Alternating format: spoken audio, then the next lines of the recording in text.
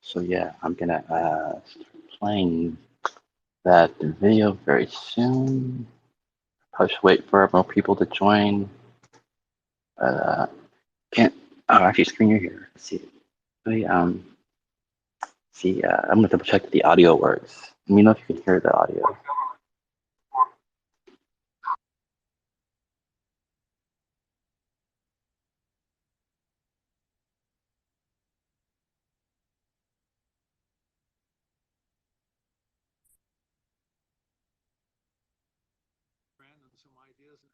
It's real low. Because what was really interesting was what he There you go. to what he thought was underground at a significant depth.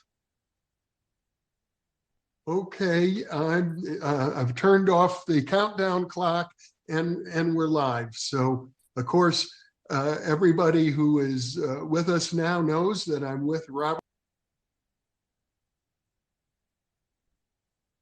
If it sounds like that, you might want to play the Grusch and Michaels one.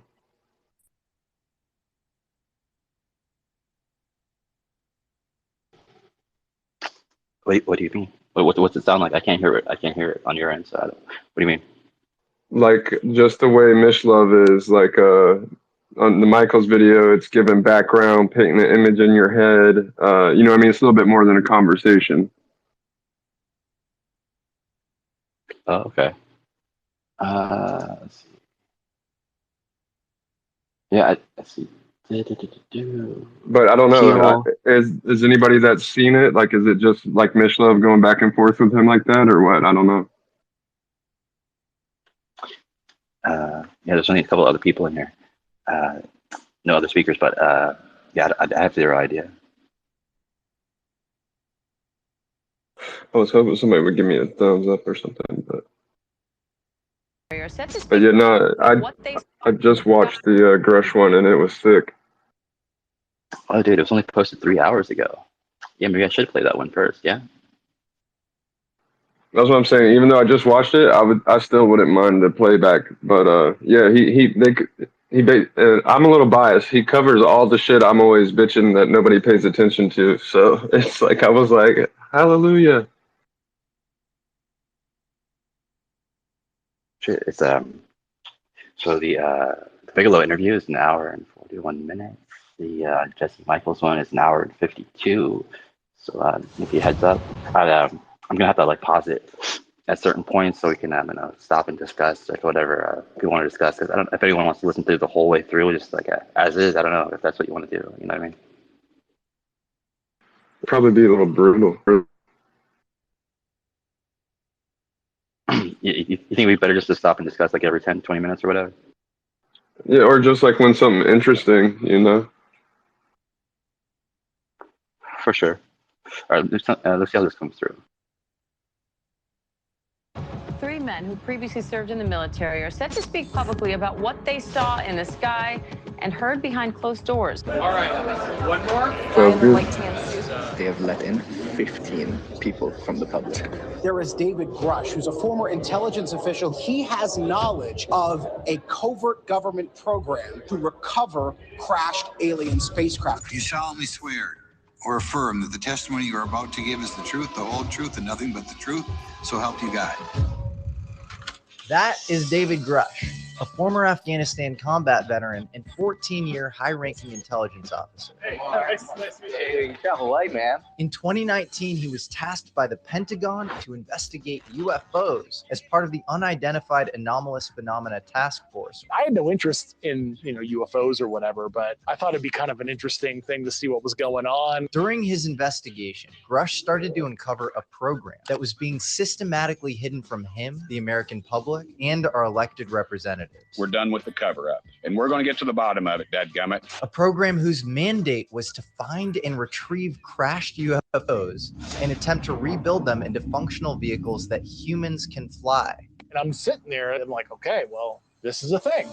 Thanks to whistleblower protections, Grusch gave comprehensive documentation about these programs to the Inspector General in the summer of 22. He had brought people on the secret UFO programs directly to meet the Inspector General's team, and had even given the staff the names of the aerospace companies involved in these programs and the locations where the UFOs were ostensibly being kept. I filed my complaint. I told them who to interview, and they ultimately were like, "Holy shit, this is incredible." In June of 23, he outed himself to the public, giving News Nation and The Debrief exclusive interviews. Do we have bodies? Do we have species? Naturally, when you recover something that's either landed or crashed, sometimes you encounter dead pilots. Then in late July, he testified before Congress in Washington, D.C. The hearing was a wild moment in history. Yup, there I am with a Marcan deal from the second best YouTube channel online, Yes Theory. If you want instant inspiration and exposure to untold human stories across the world, throw them a subscription and stay tuned for their UFO documentary, including Dave, coming soon. I've known Dave for about 2 years when we were introduced by a mutual friend who had served on the Air Force with him. And through many a phone call, he's put up with my wild speculations on the truth behind UFOs. Sometimes I'm like hanging up the phone, call me, and I'm like, I don't know about this guy. I think he's really losing his grip. Good morning. During the lead up to the hearing and in its aftermath, we were granted exclusive access. We actually held the first and only public hearing with Dave and 20 young Yes Theory fans in Washington, D.C. after the congressional hearing. We traveled with him, hiked the mountains of Colorado, got covered in dust on ATVs, hung out with some llamas. The name of the llama? Playboy. Playboy. I think the name of the llama was Boy.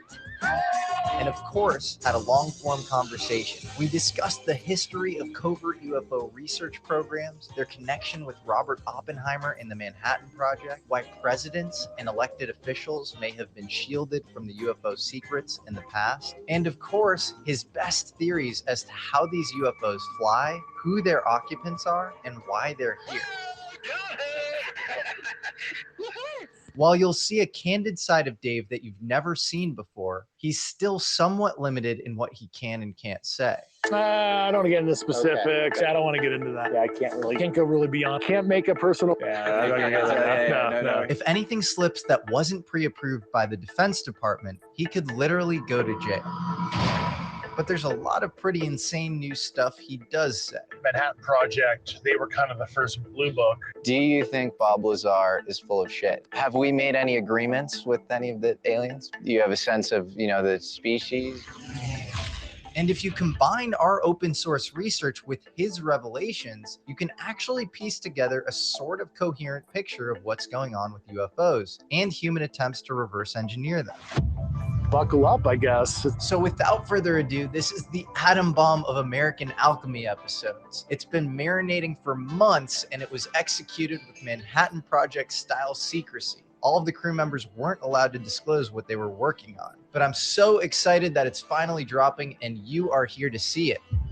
So get your radiation goggles on, hit subscribe, and brace yourselves for a brain dump of everything you've ever wanted to know about UFOs from today's American alchemist, David Grusch.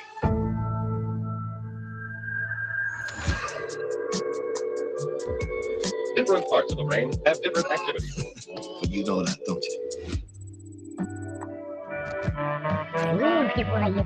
Maybe you should interview me.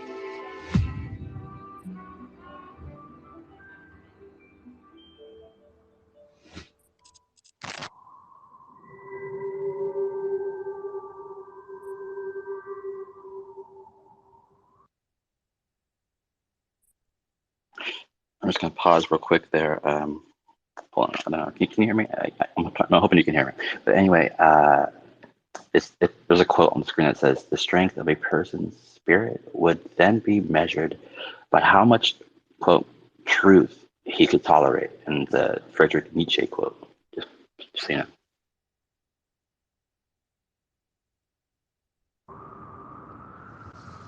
Hey, man. Hey, how's it going? Crazy day. Yeah, for sure. Yeah. So what happened yesterday? I didn't read the news. My name is David Charles Grusch. I was an intelligence officer for 14 years. I was my agency's co-lead in unidentified anomalous phenomena and transmedium object analysis, as well as reporting to the UAP task force, UAPTF, and eventually, once it was established, the All-Domain Anomaly Resolution Office, AARO. Why were you placed on the UAPTF? And the UAPTF, for the people that don't know, is Unidentified Anomalous Phenomena Task Force. The UAP Task Force director funneled a request through the Ops Center, like, hey, is there any intel officer for your agency would be willing to be a representative on the task force to kind of fill that void with expertise from NRO and the Air Force. And my boss got the email, he forwarded it to me, and he's like, do you want to do this? And I thought, well, I'm a reservist. Like, I can put it on my performance report that I worked on like a task force. I thought it'd be kind of an interesting thing to see what was going on. When did you start to realize that you weren't just kind of looking at, anomalous phenomena and trying to classify it in the air, but you were being sort of systematically lied to about an internal reverse engineering program within the government? Yeah, I mean, certainly going into it, I thought it was going to be, air trash, some prosaic natural phenomenon. I remember starting interviewing some military members that saw some really profound stuff, like, large, triangular craft, football field size that they, hovered over them. And I was like, whoa, and these people were very serious, very upset to actually divulge that, a personal thing. It's nothing classified. It was a personal observation they had on a drive to work.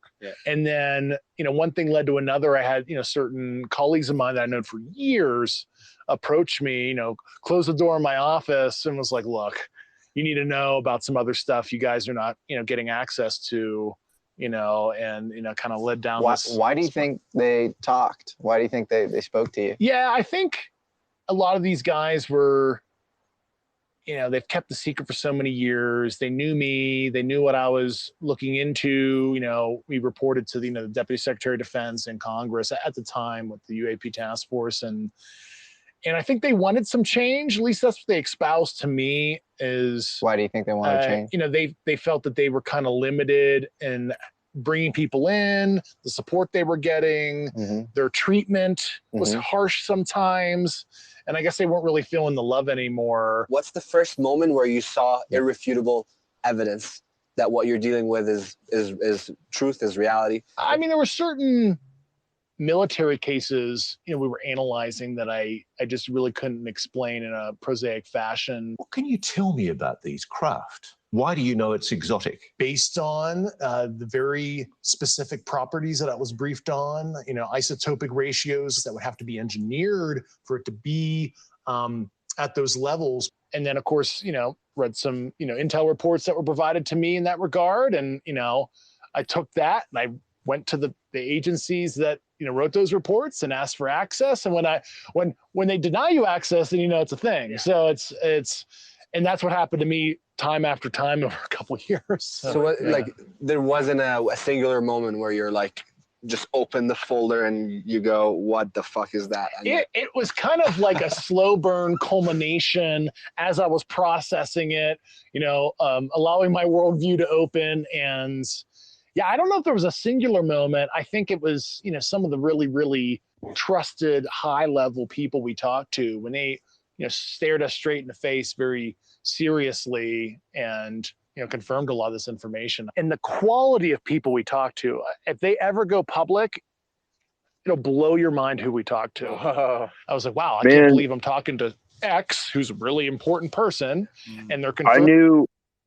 I'm sorry, but I got to tell y'all this. I knew an ex-lieutenant colonel in the Marine Corps, and this guy is considered a ghost. If you know what a ghost is in the military, it's somebody that did a lot of stuff that was top secret and couldn't really talk to anybody about it. Well, anyway, I grew up around this guy, and he showed me and gave me all kinds of information I probably shouldn't have, but he was like, all right, all you got to do is not talk about it in 10 years. Well, guess what? He got wiped out. Like the man had been struck by lightning 3 times. I don't know. He had so much metal in him that when he went to an airport to go through the security thing, it would just go off all kinds of crazy. Anyway, that guy, like, remembering veterans, I really hate that they just kind of wiped him off the map, man. Because like there's a lot of stuff that he told me that I'm scared to talk about.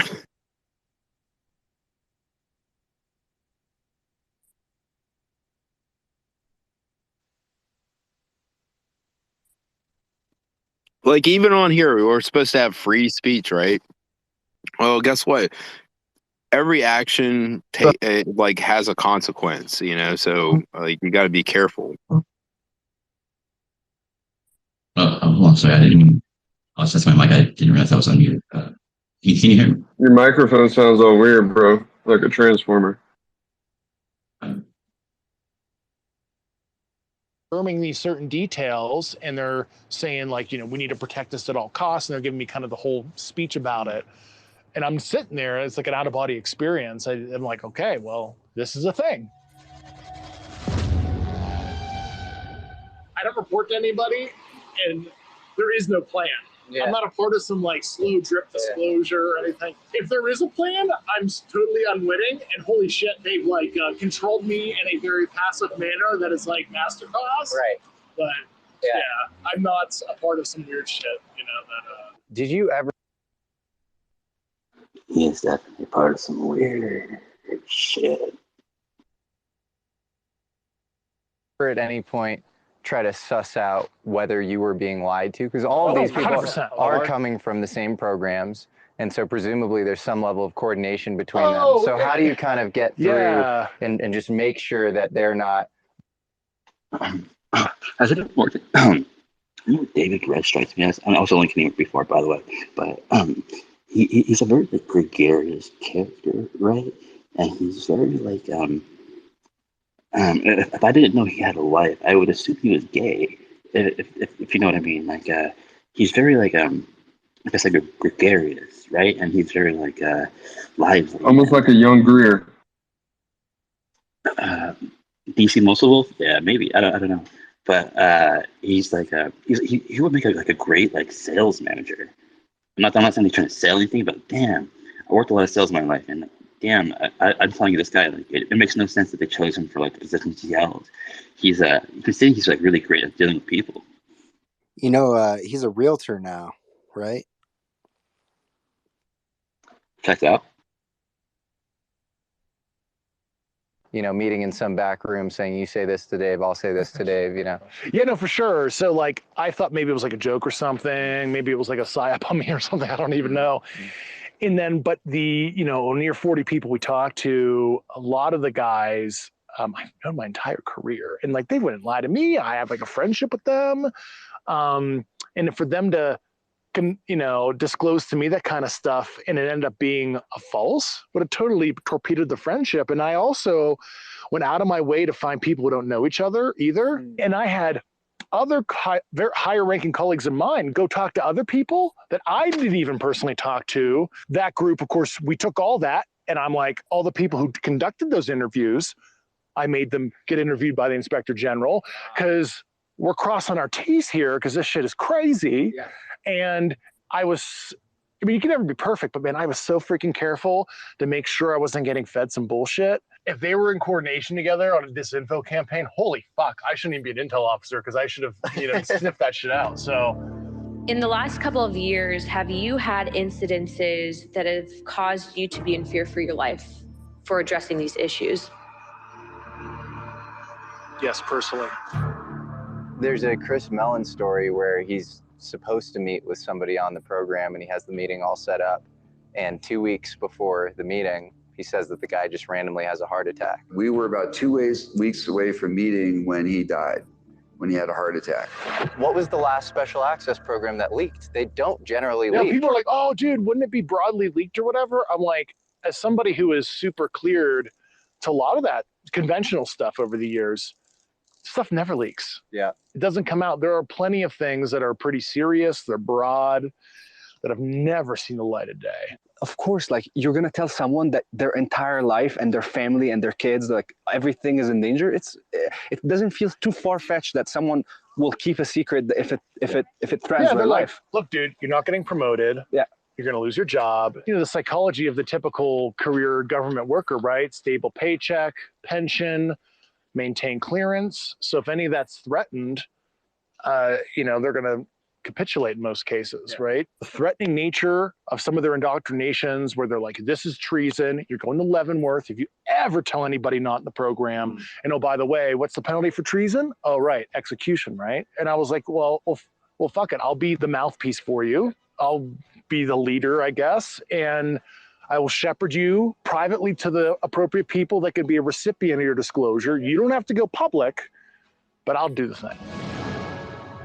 I mean, you know, it's not just me that, you know, has come forward really, because I mean, Schumer, Rubio, all those guys are like, look, a bunch of freaking high-level officers came to us, and either they're crazy or the shit's real. Most of these people at some point, or maybe even currently, have held very high clearances and high positions within our government. And then Schumer. That was Marco Rubio that just said that.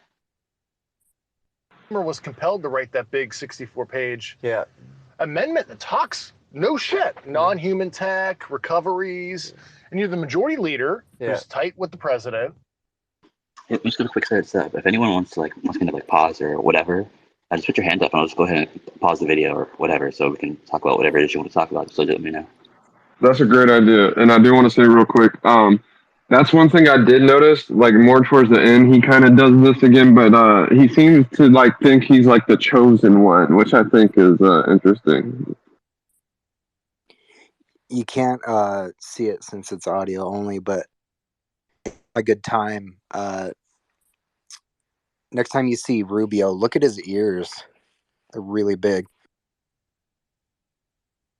And to kind of let the audience know, Jesse and Grusch are like kind of like homies, and this is them like hanging out over a period of time at some like ranch house or something is what it looks like in the video.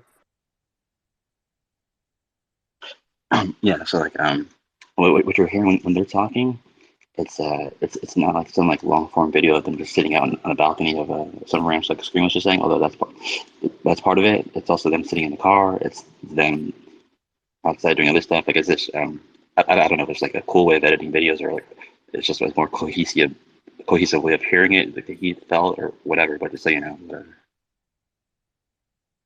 Putting out a law that will be signed here hopefully this fall that really puts the fucking executive in a bind. Yeah. So I don't think that was done in a vacuum. I think the one thing that can get the left and the right together is bloat in the military-industrial complex or malfeasance therein, you know. Yeah, nobody likes that. I don't think members of Congress don't like getting the door shut on them either. So they want that information because they represent the constituency. They want answers. Yeah. And that was the Matt Gaetz story. Several months ago, my office received a protected disclosure from Eglin Air Force Base indicating that there was a UAP incident that required my attention. We were not afforded access to all of the flight crew. He was basically denied access to a crew that had seen kind of a diamond-shaped formation of orbs. Mm-hmm. He should be fully clued into if, you know, it is terrestrial in origin because he's overseeing DARPA. He's on the Armed Services Committee. If you could just name anything, titles, programs, departments, regions. I'd be happy to give you that in a closed environment. I can tell you specifically. Thank you. Maybe in a, if we could get in a confidential area skiff, we could talk about that. But unfortunately, we were denied access to the skiff. A lot of the narrative for the whole thing was that you were denied a skiff. What does skiff stand for, just for people? It was a specialized compartmented information facility, right? Which basically means that you guys would just get into a secure place where you can share. Yeah, that's, you know, a facility that's accredited to talk at the, you know, top secret sensitive compartmented information level. And yeah, the members were pretty incensed that I believe it was like they couldn't reserve a skiff and then they couldn't give me a one-time read on back into the right accesses since I left the government. Do you have any sense of why that was denied? I don't know. No, I don't really have insight. It was something they mentioned to me, you know, it was security or something denied it. If you believe we have crashed craft, stated earlier, do we have the bodies of the pilots who piloted this craft? As I've stated publicly already in my News Nation interview, biologics came with some of these recoveries. Yeah. Were they, I guess, human or non-human biologics? Non-human, and that was the assessment of people with direct knowledge on the program I talked to that are currently still on the program. One sort of bomb. I just want to say, like, if you could see the video of when he was just saying that, standing or sitting right behind him, whose head looks bigger than David Grusch for some reason, is Jeremy Corbell, and you've never seen his head look bigger in your life. I don't know if that's some kind of like video work or they somehow edited his eyes to be even bigger, but you would not believe it. Screenshot it for us. Shell soundbite from the hearing is Congresswoman Nancy Mace asked you about biologics. Ross Coulthart in the News Nation interview asked you about pilots coming out of these crafts. Do you want to just speak to that a little bit? He said Ross Coulthart. It is a mind-blowing side of it, right? It's a little easy to imagine, an artifact or whatever, but when you start talking about, the biological side of it, it really throws you for a loop psychologically. It did for me. And, I talked to the people that, were on that aspect of the program, if you will. And it comes with the territory.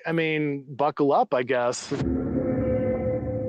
I call them pilots because that's like our vernacular. I don't know what their actual job was. Yeah. Non-human intelligence. Yeah. But they had bodies. Yeah, were they alive? Were they dead? I don't want to get into specifics. Okay. Yeah, I know a lot of that stuff. Out of curiosity, why are you allowed to say that NHI pilots came out of the craft, but you can't go Well, that's all I put in the pre-publication stuff that got approved. Got it. I could go back and ask for more, but like I said to you earlier, man, not your place, not your job. And it's helpful context for the audience to realize that you literally have like these contours with which you have to operate within. Any specific knowledge I garnered when I was on the other side of the door, if I want to talk about that publicly, everybody who has had a job like I have has to submit it to a thing called DOPSR at the Pentagon, DoD Pre-Publication and Security Review. Even if it's about this stuff, like I know it sounds insane, but like you literally have to say like, this is what I want to talk about. Why do you think they approved it? Catch-22, so they'd have to self-identify and highlight their concerns to redact. So the office who would propose a redaction, say it's a 3-letter agency or whatever, right? They'd have to be like, this office objected to you saying crash retrievals.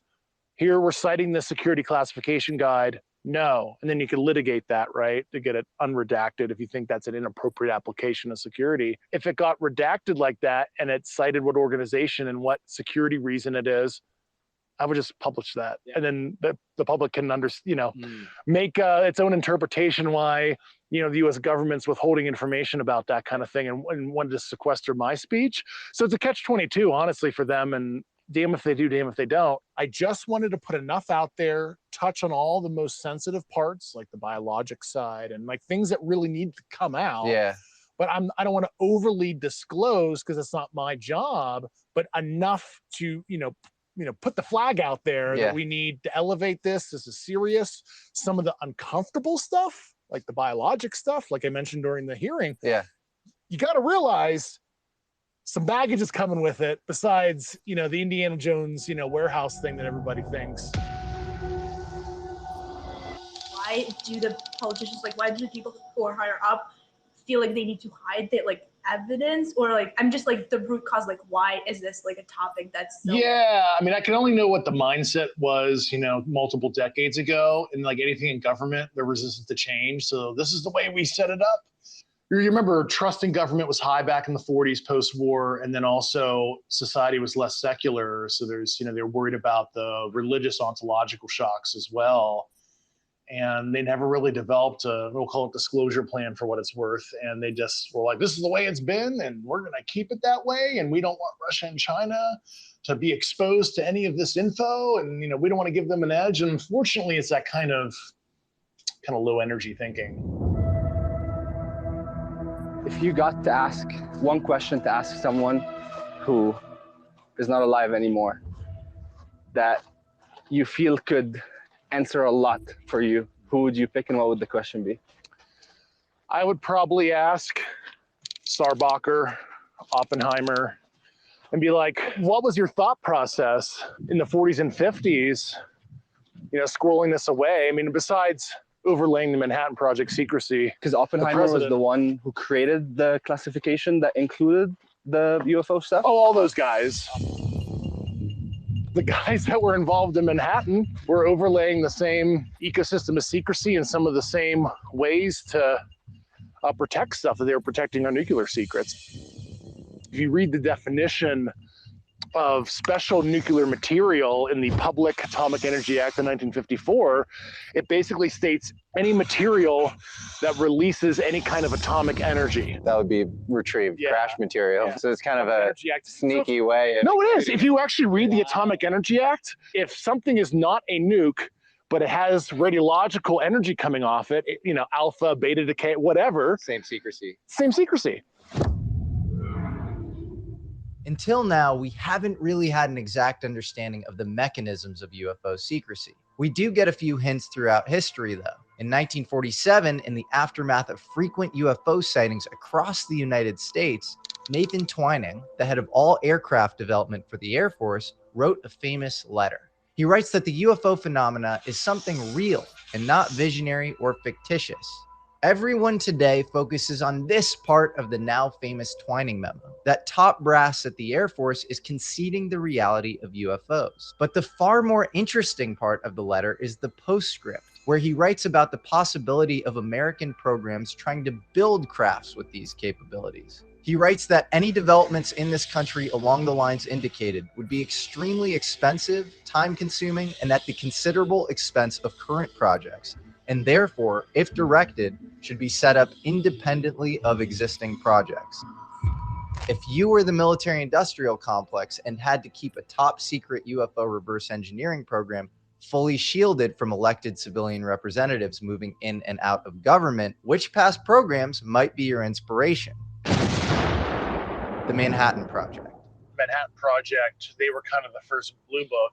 They were getting UFO reports back in the day. There's some people I'm colleagues with that their grandparents were actually, the UFO report people on the Manhattan Project. And I remember being told that. I'm like, really? Holy crap, that's crazy. There's a whole other side of the Manhattan Project.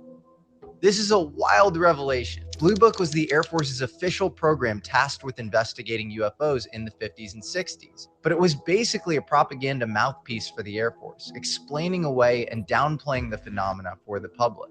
Here, Dave is saying that there might have been a real, deeper program than Blue Book studying UFOs at the time, and it was probably very tied in with the Manhattan Project. Legendary French UFO researcher Jacques Vallée told me the exact same thing. Project Blue Book was the best I could do at the time because I felt they had a real project going on that was secret. The Manhattan Project would have custody of it, and then it would go into the Atomic Energy Commission, and then it would go into the Department of Energy, which has its own line of clearances. But where were these top secret UFO programs taking place? Well, the first hint we get might actually come from the quintessential UFO story, the Roswell crash in 1947. As the story goes, in 1947, mysterious debris from a crash was retrieved by a rancher named Mac Brazel. After collecting the wreckage, the Roswell Army Airfield issued a pretty insane press release stating that a flying disc had been retrieved from a local ranch. But within 24 hours, the military announced that the saucer had actually just been a weather balloon. Cut to 1978, Lieutenant Colonel Jesse Marcel said that this was all just a cover story to divert public attention away from the truth, that the Roswell debris was extraterrestrial tech, which contained bizarre hieroglyphics and malleable memory metal. According to him, the materials were eventually taken to Wright-Patterson Air Force Base in Ohio. This actually makes sense. Wright-Pat was the place that the military would take enemy equipment in order to reverse engineer it. In fact, just a few years earlier, the base was used to successfully reverse engineer a German Pulse jet engine. When prominent elected government representatives would ask what was going on at Wright-Patterson, they would get shut down. It didn't matter who they were, senators, presidential candidates, even presidents. If you didn't have a need to know, you were on the outside. I called Curtis LeMay and I said, General, I know we have a room at Wright-Patterson where you put all this secret stuff. Could I go in there? I've never heard him get mad, but he got madder than hell at me, cussed me out, said, don't ever ask me that question. It was funny. Right when Jesse Michaels said that, this exact clip is the exact thing that popped into my head by talking about the blue room. Oh shit, your hands up screen. What's that? I just threw it up. I thought you saw it. That's crazy. Yeah, I was gonna say though, like, how much does that sound like David Adair? For people that know Adair, like, you know, I always have mixed feelings about him, and he seems like one of the people that could be like, you know, telling other stories that he knows, you know, kind of like Lazar and stuff. And so I need to look more into that. But I just thought that was funny, like how much that sounds like the stories he tells. Yeah, for some reason, I know nothing about David Adair. I like literally nothing besides what you guys have told me. You think he's like worth like listening to? Because I mean, I feel like a lot of these guys that have been like deemed like there's no fucking way this like 16-year-old kid or whatever genius was involved in all this bullshit he claims he was. But the more I find out, the more I realize like how dumb like my preconceived notions were about how things actually work. Yeah, it's hard to tell with him because he does like he half checks out. Like he was like this genius. You can find all that stuff. But it's about the secret underground stuff is like you know what, like it's hard to verify that because it's all like secret shit. It's like, well, what's going on? Why would General LeMay act like that to a sitting senator? So unless you're George H.W. Bush, Bush 41, who is director of the CIA, as the president of the United States, you probably don't even know. Yeah, unless you've you know, done the blood oath and you were like the CIA director or something previously. Unless you have to stroke a pen to sign like an executive order or something. Well, why would you have a need to know unless you literally, as the commander in chief, need to know it to make a decision? What else was housed at Wright-Patterson? Well, it would become a nuclear engineering test facility and an anti-gravity research center. It also was the site for Blue Book, the anti-UFO psyop that the Air Force ran in the 50s and 60s. So when you're running a secret UFO program, you have people working on the UFOs, and then you have people working on throwing the public off the trail and basically ensuring that they have no idea what you're doing. The official Air Force reply has long been that there is no cover-up, no cover-up, no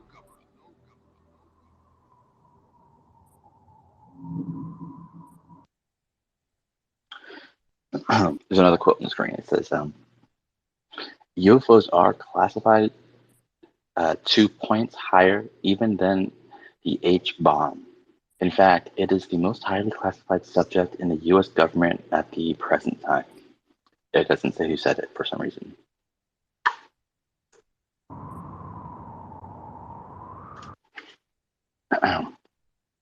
Take that back. It was Robert Sarbacher. Robert Sarbacher said that. You know, I've seen this in other conventional programs. You compartment it so much. You know, some people don't know really what they're working on. Yeah. Only the people that have the top level accesses can look down on all facets of the pyramid, as we say, and that hinders progress. And then certainly with this subject, when you're trying to crack an unknown, that kind of obtuse security doesn't help either. So. When you say unknown, you know, is it the USB drive to a caveman analogy, where it's like the caveman doesn't know information theory, doesn't have a computer to plug the USB drive into, and we just don't even know where to start in terms of reverse engineering things. Well, it's like other people have given the analogies, like giving Galileo a TI-83 plus graphing calculator. They open it up and they see circuitry and they're like, well, what is even this? I don't have a concept of a transistor. But even that, or like a monkey with an iPhone, you kind of know how to, if you open it up, sure, you're confused, but you kind of know how to press the buttons and you realize there's this graphical interface or whatever. That seems easier than caveman with a USB drive. So like, where are we in that? Yeah, I mean, some of it is, it's hard to gauge how far in advance it is because you're just assuming a certain linear progression. You know, I think some of this is they made an asymptotal leap that, you know, put them over the edge to a different kind of plane of. That's pretty fascinating, like a different timeline almost. If I was a betting man, some of this NHI, they're similarly as advanced as us, but they've what is it, asymmetric evolution or whatever. They went a different path where we made nuclear weapons and stuff. They ended up making this like civil propulsion kind of equivalent discovery where they're able to do this now, but they're actually not that much more advanced than you and I.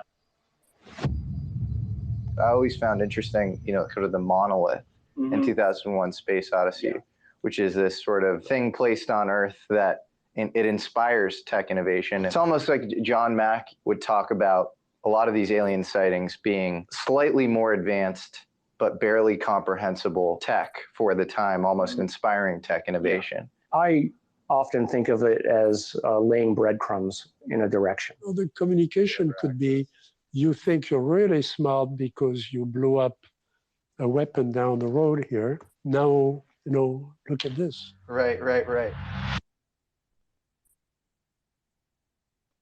Okay, hold on, I need to. So you're talking to Jacques Vallée, the old voice you hear, that's Jacques Vallée. The one just before that was Gary Nolan. Well, it's just like, we went from, you look at our own human development, we immediately, once we cracked the atom, holy crap, nuclear power, nuclear weapons, we went from, orders of magnitude of energy. And if you're new listening to this now, this is David Grusch talking. This is his voice, just so you know. Extraction, right? Up to, 10 to the 6 tons of TNT equivalent. And that's kind of what we're talking about is like, we're like one, discovery away to, maybe manipulate space-time or whatever. Based off of the information that you've been privy to, is there any indication that these UAPs are interested in our nuclear technology and capabilities? Yes. And by external observation, sure, that could be a fair assessment, yeah. Yes. The nuclear UFO connection is deeper and more bizarre than you can ever imagine. Remember that Vice story that ran in 2022 about a town in Japan that's obsessed with UFOs? Well, it's a place called Ino, and it's right next to Fukushima, where a 2011 earthquake triggered a famous nuclear power meltdown.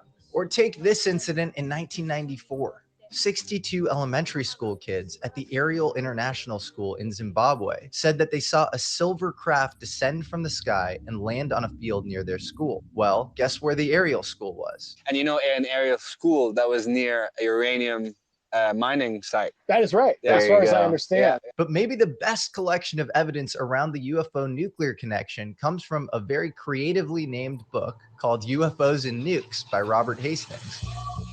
He started to investigate and just speak to all of these radar operators. And a lot of them claim some pretty crazy things around seeing UFOs around nuclear bases. Over the past 37 years, I have personally located and interviewed more than 120 of these former or retired military personnel. You have Robert Salas at Malmstrom saying that the whole base was actually rendered inoperable.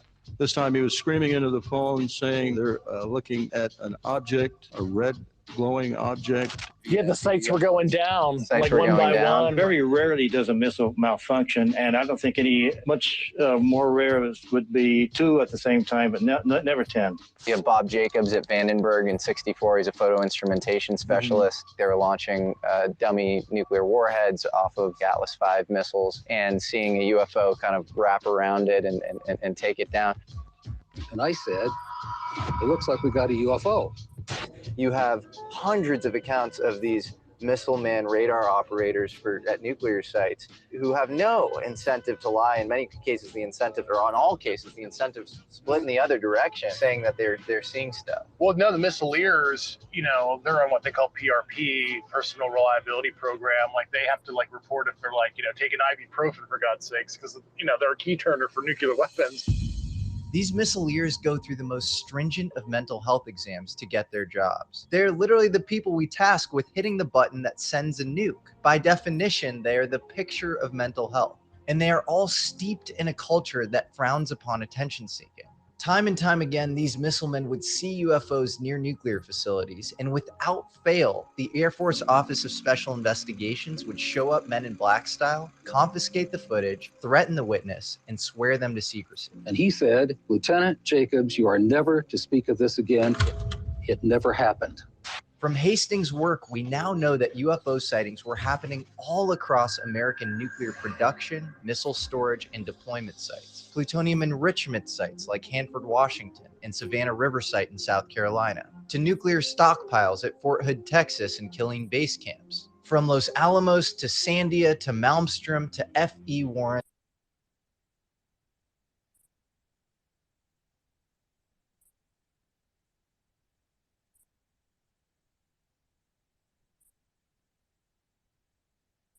Okay, I just lost audio for some reason. I don't know if you did too. I was pausing it real quick. Did anyone else lose audio just now? Yeah. They don't want us to destroy. Okay, my bad. I must have hit some button that I don't know. It's like the shortcut for the mute key on the YouTube video for some reason. Yeah, sorry about that. Destroy ourselves, or is it some weird, like they're mining us for something and so they want to protect their resources, or is it the power unlock thing where we could rip? Actually, the reason I was gonna pause it, so you didn't mention Mario Woods. Mario Woods has been, I think, gaining more notoriety more recently. He's been on a few more recent podcasts, right? He's been talking about it more openly. I think more on podcast UFO. You would have seen him more recently, or I'm not sure where else, but he had an experience there at his facility. Like they were just talking about where a UFO landed, beings were there, and it was a whole fucking thing. Like there were beings and all that. But what struck me as even more weird was that Rick Doty was there on the scene. He was one of the people that showed up to deal with Mario Woods and all the people that were there. And if you know, Rick Doty likes to hang out with us sometimes. So that's kind of when I heard his name pop up from Mario, I thought, what the fuck? So when I asked Doty about this, he confirmed that yeah, he was there and whatever. So I'm surprised he didn't mention it just now in the video. Space-time and maybe be able to travel like they can travel. Yeah. And so, nuclear power is the axis along which we're making progress towards that. Yeah. Yeah, I mean, it might be as simple as it's an attractant, like a fly or a mosquito to a blue light, right? It could be something as simple as that. I mean, it's so hard because to put yourself in a different sentient shoes to understand intent and all that. I mean, could be probing, could be reconnaissance, could be just mere curiosity. Yes, oh, they're only 2 or 3 orders of magnitude away, energy extraction from manipulating space-time and an occupator, warp drive type thing, and maybe they're interested in that too to understand our development as a civilization. I mean, without having a penetration into their OODA loop or whatever, we'll never really know. Yeah. It could be all of the above. Yeah, and it's really impossible to really ever gauge intent. The controller told us that these objects had been observed for over 2 weeks, coming down from over 80,000 feet, rapidly descending to 20,000 feet, hanging out for hours, and then going straight back up. For those who don't realize, above 80,000 feet is space. I forgot to mention that. According to Rick Doty, when he showed up on the scene of the Mario Woods case, the nuclear arms, the arsenal, the hatch, the gates, or whatever, the doors were wide open and no one was there. Shit was just left fucking open. It was just our shit was just wide open. Anyone could have walked in and watched the nuke if they wanted to. What, bro? Yeah. That's insane. It's just this cat and mouse sort of recursive unsolvability, where it's just very hard to classify. It's almost like playing with you a little bit. Even Commander David Fravor in his account was like, the thing felt like it was breathing and looking at me and knew, he even said it, you let it slip in the testimony. It was like, it definitely was aware of our existence. I'm like, how do you know that, man? You're not in the UFO's shoes. But I understand what he was saying, which is you can sense when somebody's looking at you. Yeah, I know. I've had some folks I talked to that had their own kind of up close kind of sightings. They said that they got that vibe too. And who knows if that's psychosomatic or what, but they did get a vibe like that too. When you stare into the abyss long enough, the abyss stares back. Yeah, exactly. And then of course I've had a very smart guy was like, well, did Darwin care to fully conceal himself when he studied the finches? And it's like they observe, they don't really care, right? And they don't really care to interact, but they're just here to observe. But is that your bias, that it's sort of an anthropological, zoological model where they're like studying us and we're in this kind of petri dish kind of thing? I think, I'll give credit to Lou for the whole gorilla in the cage and, throw it a banana, throw it the key and see if it can unlock the cage. And maybe that's what's, some of these, crashes were. And it wasn't really a mission failure, if you will. It was, maybe some seeding. This is total theoretical framework here. So it's like, we'll never really know, but yeah. See what you can do with this. Or the key is nuclear power or something. And it's like the gorilla we have the key. Another analogy that Eric Weinstein loves to use is he talks about North Sentinel Island, which is an island of Aboriginals who basically have not made any contact with civilizations off the coast of India. And the Indian government basically just lets them do their thing and kind of respects them. And take this analogy, if the North Sentinelese started developing nukes, maybe the Indian government would start to pay a little more attention.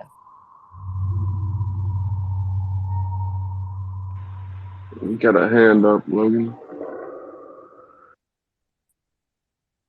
Oh, my bad. Perfect timing, though. There was another quote on the screen that says, a fish can have absolutely no concept of sails or land or cars or TV sets or space or universes.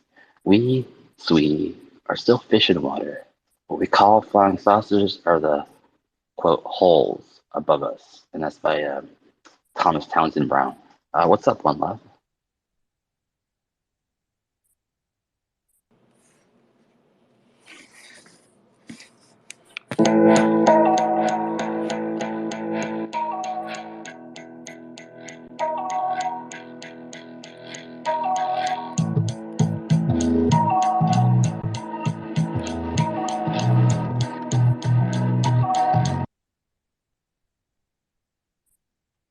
God knows I love music, but this isn't a music space, brother. I don't know. Did you have something to share with us? I just thought it was Kimball.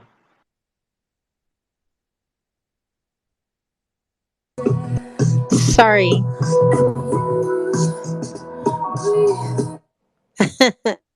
So I wanted to talk to you all about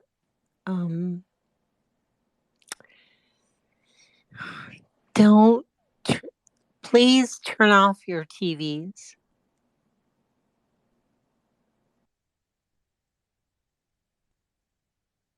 Done. Thank you.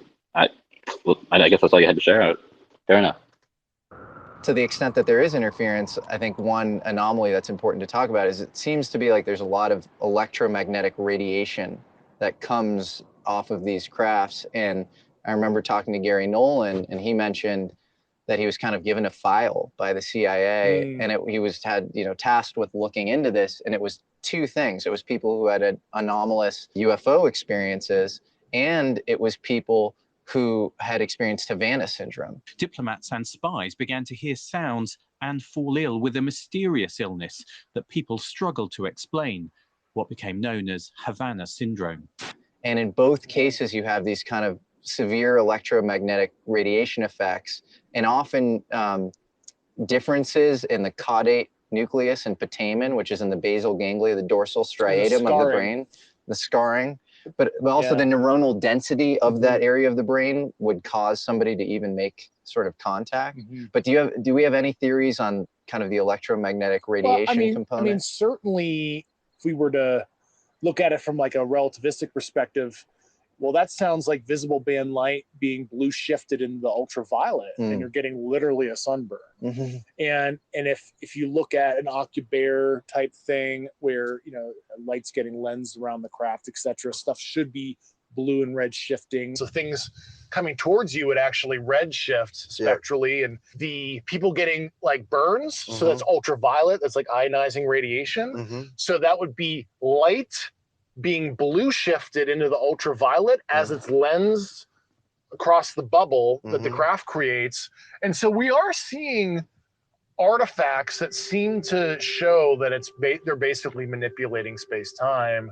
And I guess that's why you get this sort of skipping across time effect or something. It looks like the things are just you're literally folding space-time, I guess, so you can get from point A to point You're Z. riding a wave, basically. You create a wave, and you're on top of the tsunami wave, and you're riding across space-time. That's fascinating. And then, of course, there's the other thing is, if it's like an Einstein-Rosenbridge thing, 2 points on a piece of paper, and you fold it, but the way they're jumping around and skipping is, if you're riding the wave, it looks like you're moving very rapidly and like punctuated kind of movements. Because if think of an accordion and the wave you're riding is the accordion. When you flatten out the accordion, like flat space time, you would smoothly move across. But I think we're stuck with like Einstein stuff was amazing, and nobody's really. I mean, there's obviously people with string theory, M-brain, all these other different physics theories, quantum gravity, other theories, but there hasn't been something that's unified all the weak and the strong force, etc. And that's an ongoing thing. And I think finding the Higgs boson is going to be the big answer. Yeah, we'll see. So speaking of string theory, it feels like it just hasn't shipped a product. You have our best and brightest, often really smart people getting into this sort of field that maybe you can detect black holes with strings, but generally it's just not that useful. Well, string theory, I mean, mathematically, I get it works out, right? But like most of the stuff you can't empirically observe because the strings are so small and subatomically, there's just like no way of it's 11 dimensions. There's like no way of verifying that. So it's a nice I'll call it like overlay, or that maybe this is reality, maybe it's not. It mathematically works out. I think it's force fitting GR, general relativity and quantum field theory. But this brings up an interesting question, which is, can we go down the tree trunk of physics and then find another branch?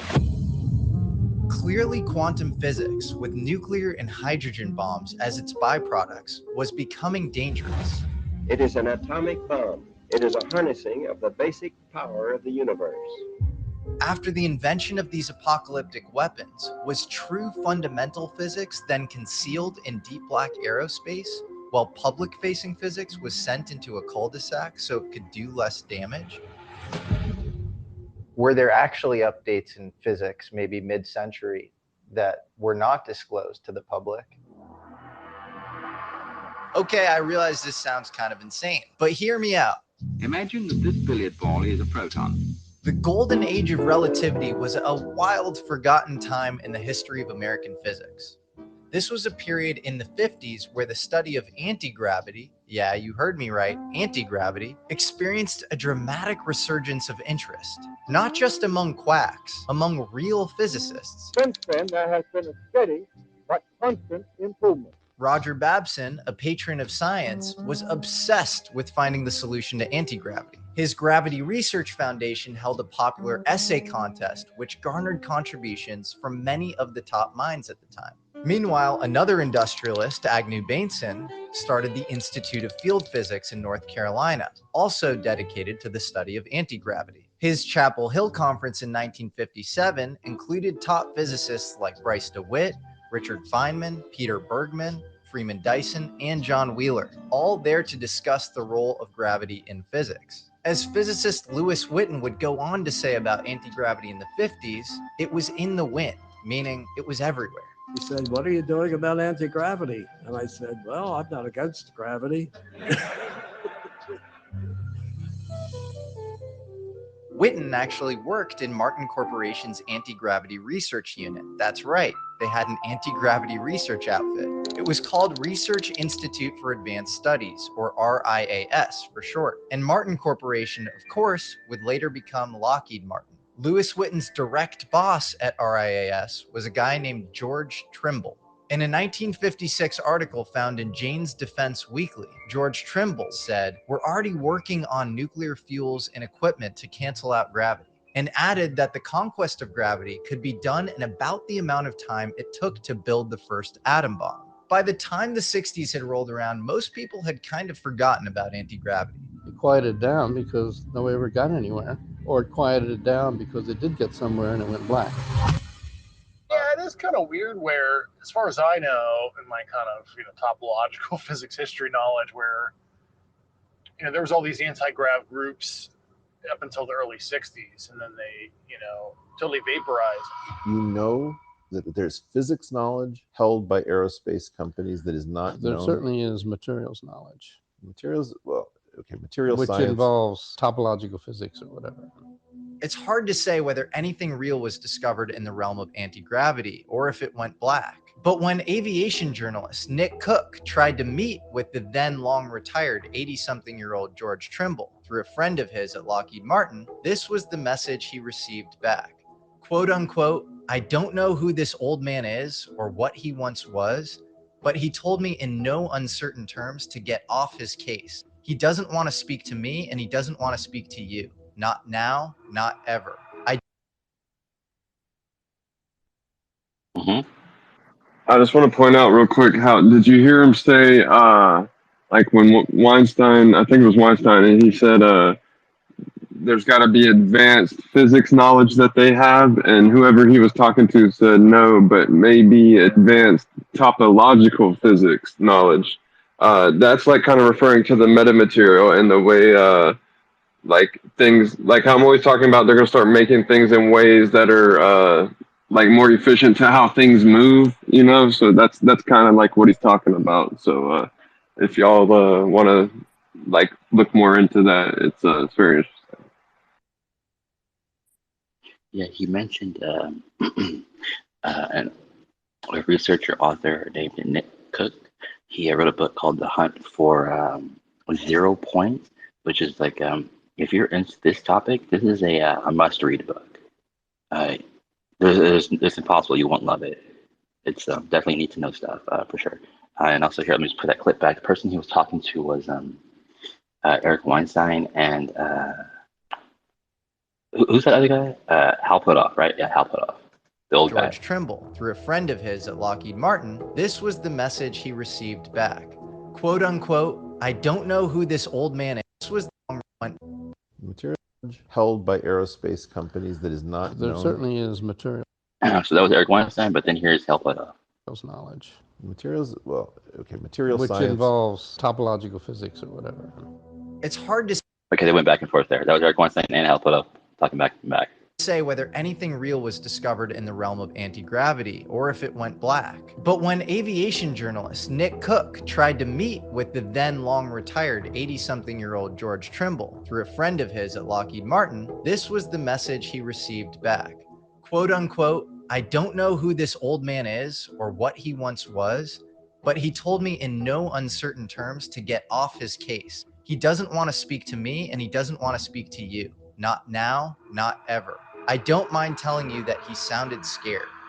Did Deep Black Aerospace secretly make a huge breakthrough in anti-gravity? Well, when he worked for Martin in the 50s, Lewis Witten specialized in nonlinear algebra and topological physics, the two things that you'd need to investigate gravity, and maybe how to beat it. He also did contract work on gravity for Wright-Patterson Air Force Base. The reason there was a laboratory at Wright Field was to find out what we were doing and to help us do it. And I got a contract from Wright Field to do it, to do gravity, which I did very happily. And who is Lewis Witten's son? Ed Witten, just the most formidable proponent of string theory, maybe of all time. Do you think that string theory, which Ed Witten worked on, is intentionally a bridge to nowhere? I have privately said to you that string theory was a very odd development because it both allowed physics to proceed as if it was doing something new while breaking no new ground in the physical world in which we live. Let me say real quick that I don't know if you know, this has been something said by numerous intellectuals, right? But the one that kind of more impressed upon me, that it's like, wow, Grandpa Joe said this to me when I brought this up. I told him, was string theory just like some fucking government psyop? And if you know Grandpa Joe, he it seems he's always taking the fucking government side on everything. He's like kind of like our resident skeptic, although he's not really hanging out so much anymore lately. I don't know why, but Grandpa Joe, if you're out there, I love you. But he said that like he agrees he thinks that fucking string theory, the whole development of that, all of that, was some kind of government psyop, which was fucking bizarre to hear from him, of all people. So I'm just putting that out there. I don't really know if you were trying to stagnate the Oh, I forgot to say, Grandpa Joe works for the government. field. String theory is pretty brilliant.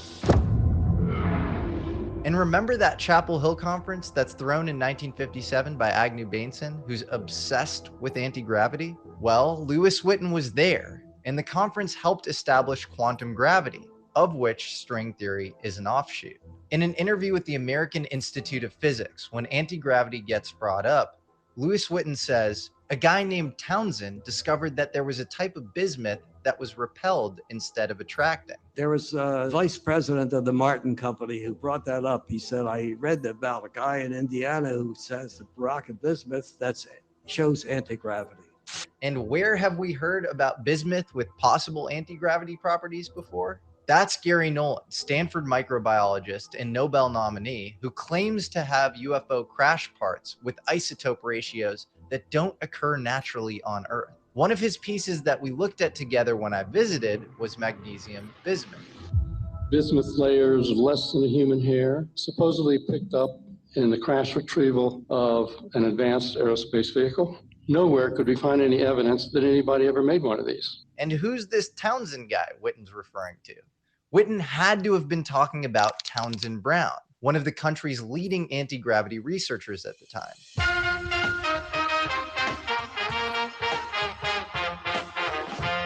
Yeah, and there's a guy named Townsend Brown who had a theory that if you took two charged plates and then you put something neutral between them, the neutral thing would sort of gravitate a little towards the positively charged plate, and you could basically figure out anti-gravity. From the outside, Townsend Brown sort of looks like an amateurish mid-century physicist and failed inventor exploring the kooky world of anti-gravity, just to end up failing and creating the intellectual property behind the Ionic Breeze air purifier. I'm not joking.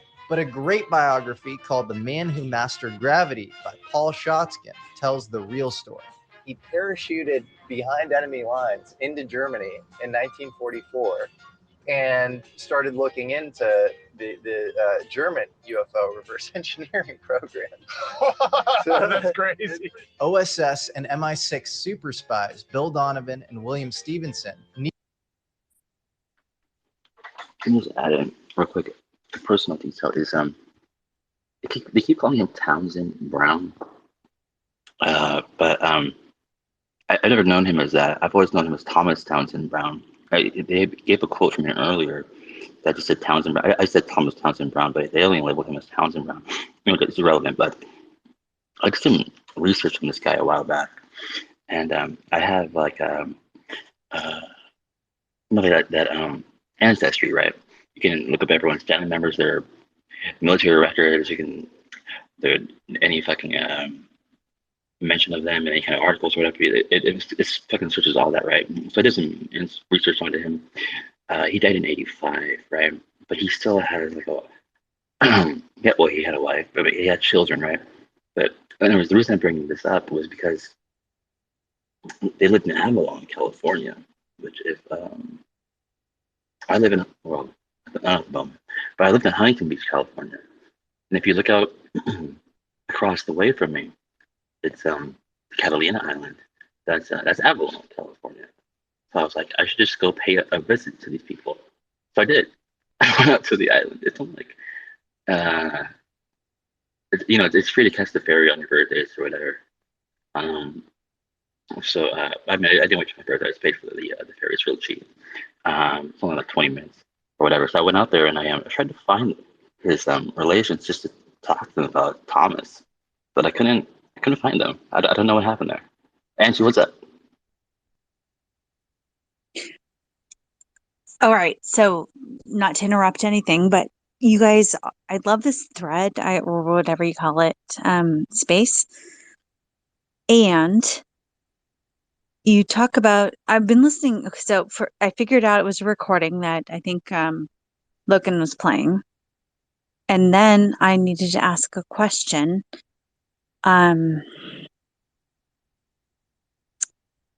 and it's mostly related to modern stories. So I heard things about David, or who is his name? David Grusch. And so I always come in late, and so I never know how this all fits together. So just can someone explain that to me? That'd be really awesome. Thank you. I will add, it's a Sunday and I had to work 13 hours today to get ready for a conference tomorrow for my company, and I'm absolutely exhausted, but this is like my only sanity in a weird way, because it's not sanity at all, but you guys are interesting. So thank you. No, I'm here for the exact same reason. I come here for like emotional support and like camaraderie, because it's where I find other people that are interested in the same shit I'm interested in too, right? Which is kind of the fringe. But anyway, we're currently listening to a David Grusch interview where he was interviewed a few hours ago by Jesse Michaels. I guess it was posted a few hours ago on YouTube. So we're just listening to that YouTube video. You know what, an idiot. I haven't even posted the fucking YouTube video. I should be posting that. I'll post that in the thread, what I'm playing right now, but it was only posted a few hours ago by Jesse Michaels. That's what I'm currently playing. And David Grusch is a, I don't know, screener. Kimball, do you want to go on who that person is?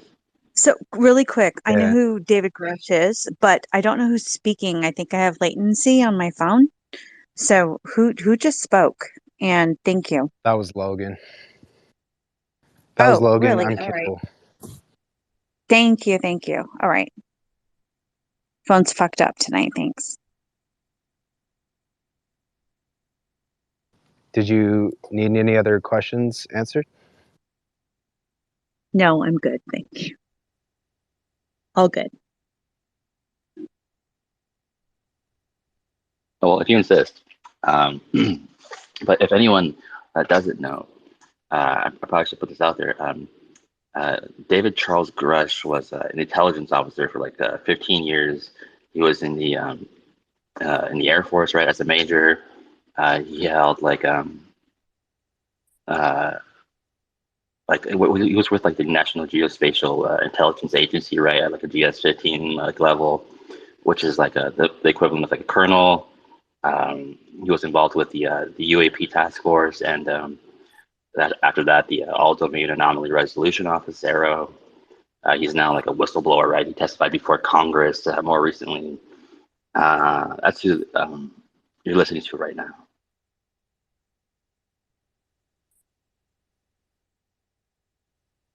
Needed the Allies' preeminent anti-gravity scientists to investigate the notorious Foo Fighter phenomena. These were bizarre orbs that looked like intelligently controlled ball lightning popping up all over Germany in the early 40s and messing with Allied fighter pilots. I couldn't find a ton of corroboration outside of Shotskin's book on this story, but here's why I think it's true. We do know for a fact that Eisenhower sent General James Doolittle to investigate Swedish ghost rockets. These were tons of UFO sightings in Sweden and Finland in the immediate aftermath of World War II. Curiously, Doolittle then went back to the United States just to found the Lindbergh Foundation, which researched novel aviation propulsion methods. So I wouldn't be totally surprised if Townsend Brown was tasked with the same thing with Foo Fighters. I mean, there's some other stuff too that I can't talk about that was way before that you're like, oh shit. But what did Brown's work in anti-gravity have to do with UFOs? Well, his gravitator looked exactly like a flying saucer. He found that circular craft were better for that application than winged craft. And behind closed doors, Townsend Brown was obsessed with UFOs. He even created NICAP, the National Investigations Committee on Aerial Phenomena. When Townsend's daughter, Linda Brown, and his biographer requested the scientist's records from the Navy, they were at first very uncooperative, and then eventually they hinted that a lot of Brown's work was still classified. But why would Brown's work be classified if he was just a failed hack? The National Secrecy Act prevented scientists like T. Townsend Brown from commercializing or even publicizing any technology which could potentially be interpreted as having a military application. Well, we know from Shotskin's biography that Brown actually had meetings with the highest level officials in American atomic programs. People like Edward Teller, the father of the hydrogen bomb, and General Curtis LeMay, both deep insiders when it came to atomic secrets. Teller's the one that got Bob Lazar his job at S4.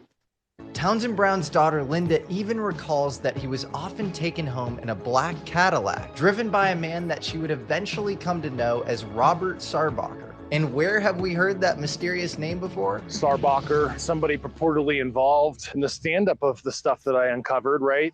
But if you look deeper, things get even weirder with Brown. In the naval records that we do have, it shows that Brown was suddenly terminated by the Navy in 1942 with no explanation, despite strong performance.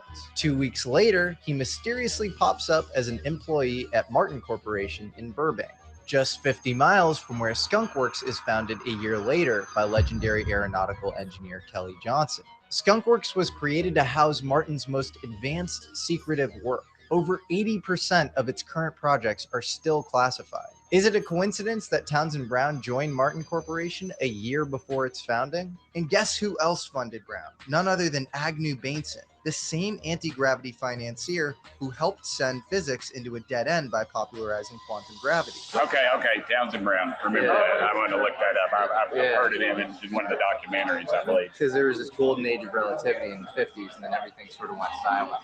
And I think that's an interesting axis for you guys to look into. Okay, this is all interesting, but I know, right? We don't have a smoking gun that any of Brown's work actually got implemented by Deep Black Aerospace. Well, that's actually not true. We kind of do have evidence. In March of 1992, Aviation Week broke a story about the B-2 stealth bomber. It used an electrokinetic effect in its wings, producing a bifield Brown effect. The B-2 surfs its own electrostatic wave, the negative cloud chasing the positive wing. This is an exact description of Townsend Brown's work, and the bifield Brown effect is literally named after him. And the B-2 was built by the merged Northrop Grumman, whose major investor, Floyd Odlum, was the same guy that invested in Townsend Brown's company, Guidance Technologies, in the 60s. I guess Townsend Brown isn't just the wacky fan guy anymore.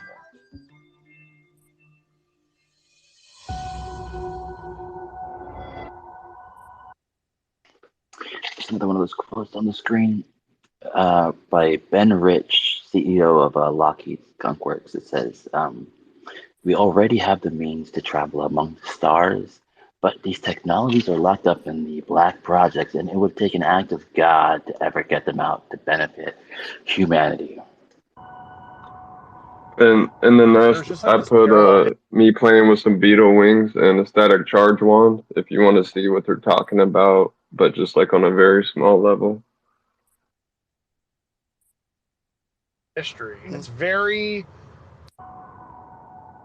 there's just like this parallel history. It's very tightly coupled to what is known publicly, paperclip, etc. But there's this like other side of it that a lot of it dealt with the UFO UAP issue in earnest.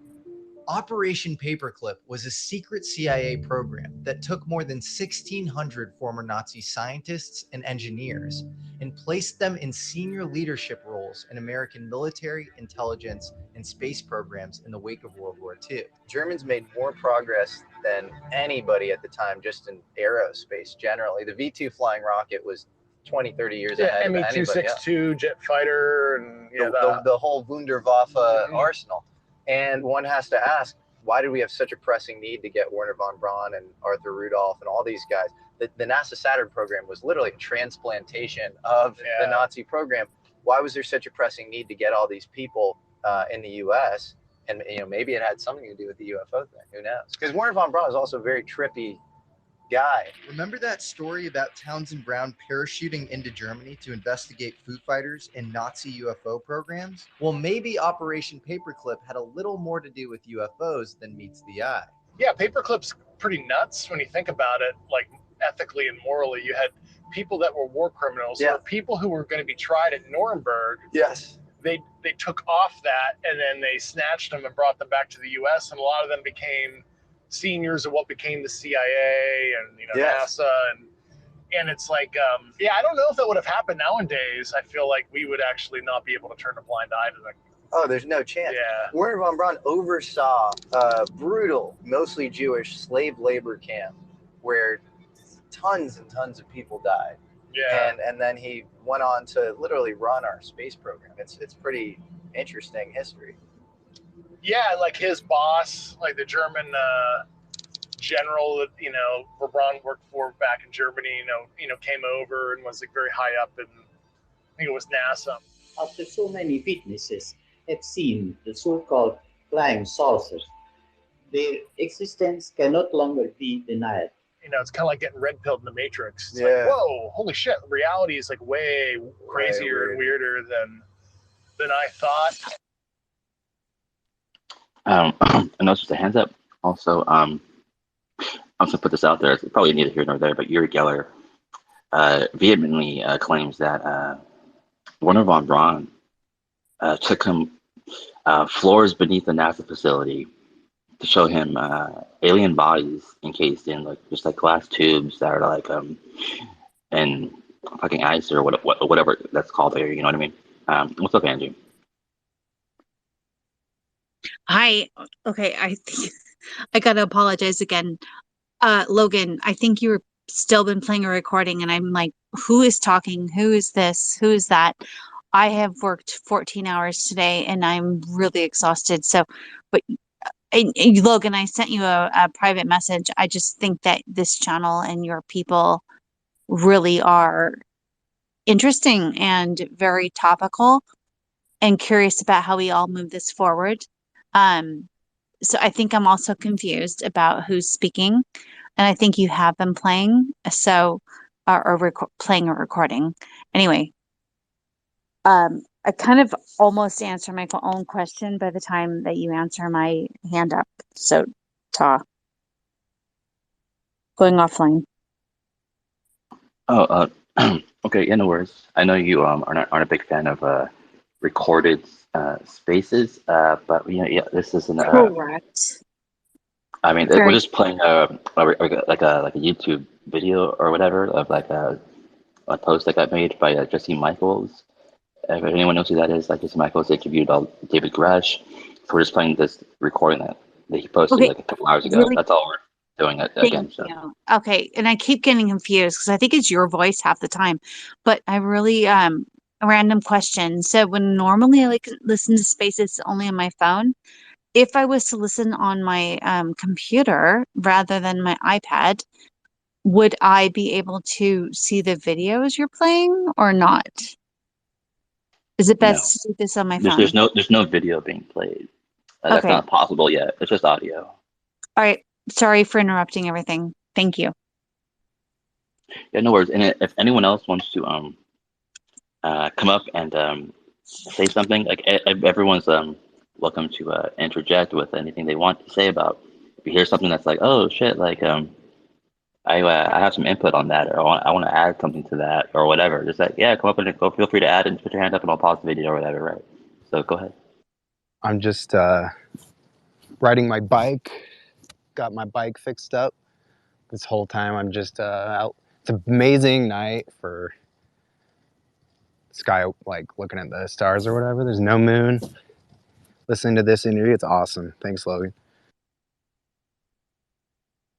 No, I'm loving you here, bro. I'm actually loving this interview myself. Like, this is a fucking great interview. But thanks, Grant, for telling me about it.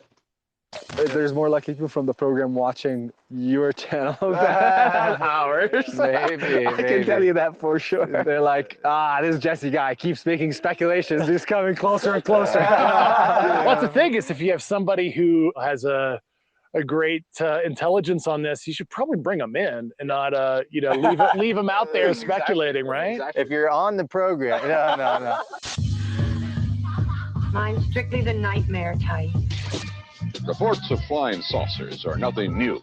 From the beginning of recorded time, men have been seeing unexplainable things in the sky. Someone of you told me the other day about this saucer, the flying saucer.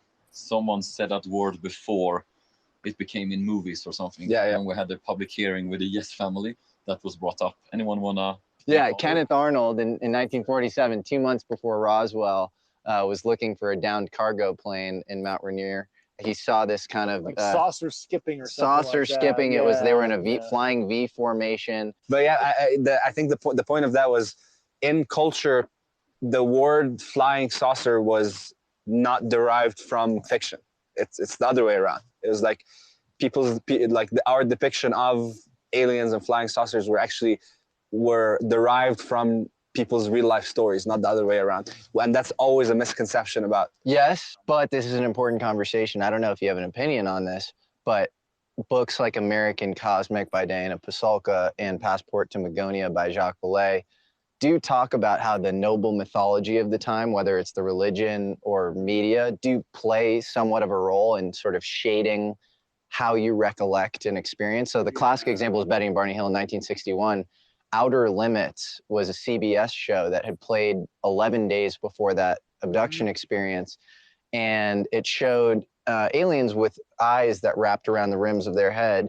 And that's exactly what they sort of described. Yeah, analytical overlay. It's almost like we discussed before, where you had like, witches sitting on the chests of people feeling paralyzed in medieval times. It's like, our overlay is this classic alien kind of motif. But like you look at what they said before, it's the same phenomenon. Basically, people, their analytical overlay is different. So they, describe it in a different way. Right. So, Leprechauns, fairies, elves, angels, demons. We just superimpose our own reality onto the thing rather than like It's almost like you have like a meme library in your head, and then you have this higher Platonic thing that's happening, and you attach the closest meme that you can to it. Yeah, exactly.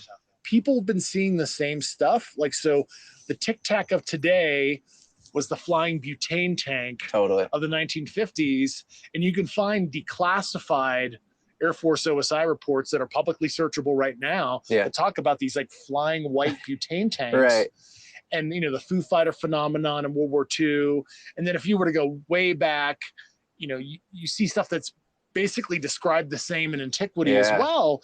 So whether it be extraterrestrial, I don't know, some other kind of origin, crypto-terrestrial, some of the other stuff people postulate, we deserve to understand, truths of the universe. And if we have the answer one of life's questions, right? What happens when we die and are we alone? If we can answer one of those, but it's kept in secret because they believe the public can't handle it, or it hinders this Cold War arms race that I talked about in my first public interview.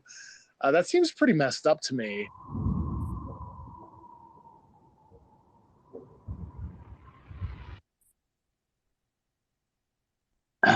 There's another quote on the screen here that says, the eye sees only what the mind is prepared to comprehend. And it's by Henry Bergson. And I didn't know that quote, but I fucking 100% agree. What do you think about elite interest in the topic? So the Rockefellers funded Stephen Greer in the 90s.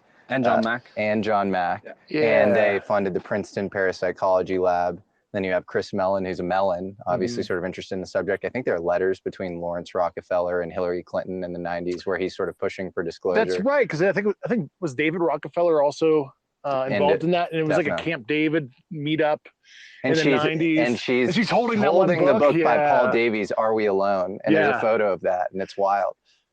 Certainly, if you use the Rockefellers as the most prominent example, there's certainly called old money elite interest. And maybe it's because of their interest in frontier science, or who knows. I've never talked to the Rockefellers. I have no idea what spurred that interest on, but they were certainly pushing for transparency on the issue. And that's one of the most influential families in America, right? It is important in any scientific process to try to maintain the null hypothesis for as long as possible. And actually, Kuhn, who wrote the Structure of Scientific Revolutions, talks about this, and he was friends with John Mack, who was the head of the Harvard Psychiatry Department, who tried to maintain a null hypothesis and say, I don't think this is real, because he was actually a private clinician. He started to see people who would bring up these alien encounters. And I think the thing that's really important for people is just the amount of credentialed people that once they start to have an open mind and actually genuinely inquire, and usually these people start to take it seriously. Yeah. Like I have a good friend, Eric Weinstein, who's, is a pretty well-respected, public intellectual.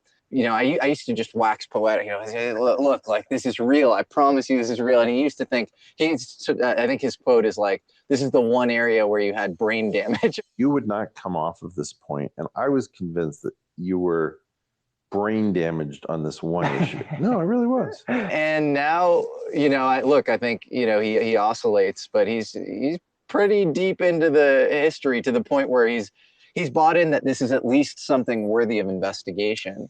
Yeah, I mean, there's certainly some scholarship there, whether it be Jacques Vallée or, Dinah Pasulka recently. And Jacques Vallée built the earliest version of the internet, ARPANET, or he helped it, Doug Engelbart, and is a serious astronomer. People have serious background. Yeah, I mean, I was a really hardcore Intel guy working on some of the hardest, most deep black stuff.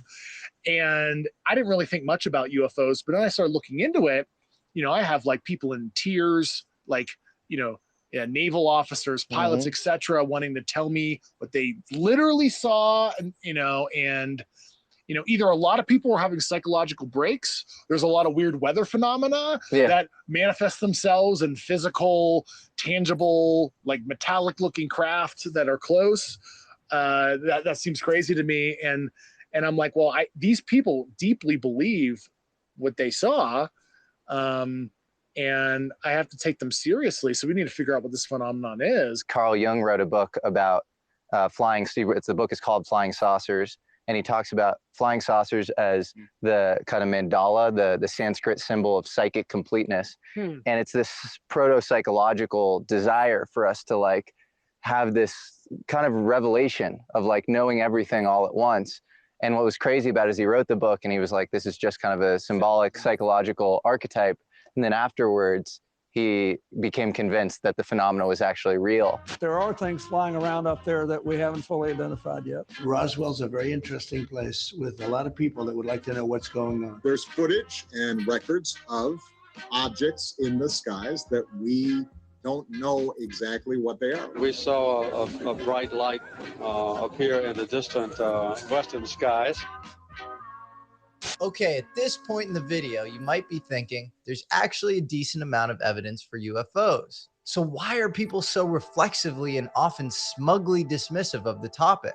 No to predictions, no to aliens. Well, on the one hand, it's a fair reaction. There are a multitude of profit and attention-seeking charlatans in the space. People who have absolutely no interest in pursuing truth, who embellish stories and sell snake oil for a living. And then, of course, you have your counterintelligence crew throwing constant smoke bombs and trying to confuse you and throw you off the trail. But maybe the most important point when discussing the insane stigma around UFOs is that some of the biggest, most prominent skeptics over the last 50 years, the people who've done more damage to open research on the topic than anyone else, were, you guessed it, from the atomic programs. The same atomic programs Dave is saying are responsible for initially studying UFOs and then establishing their secrecy. I find it really interesting that you have some of the most prominent debunkers, guys like Menzel, guys like Condon, H.P. Robertson, who were kind of big shots, who also worked on the Manhattan Project. Condon was involved in the Manhattan I didn't realize that. Oh, yeah. Interesting.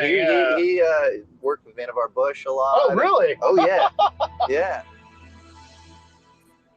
Edward Euler Condon was a mid-century quantum physicist, and no single person is more responsible for the marginalization of UFOs than this man and his famous Condon Committee. This 1966 investigation into UFOs was paid for but supposed to be uninfluenced by the Air Force. But we now know that Condon was actually coordinating closely with Air Force officials like Colonel Robert Hippler, who had expressed clear written desire that all previous UFO research be shown as a waste of money. The Condon Committee's report dealt a death blow to UFO research in the second half of the 20th century.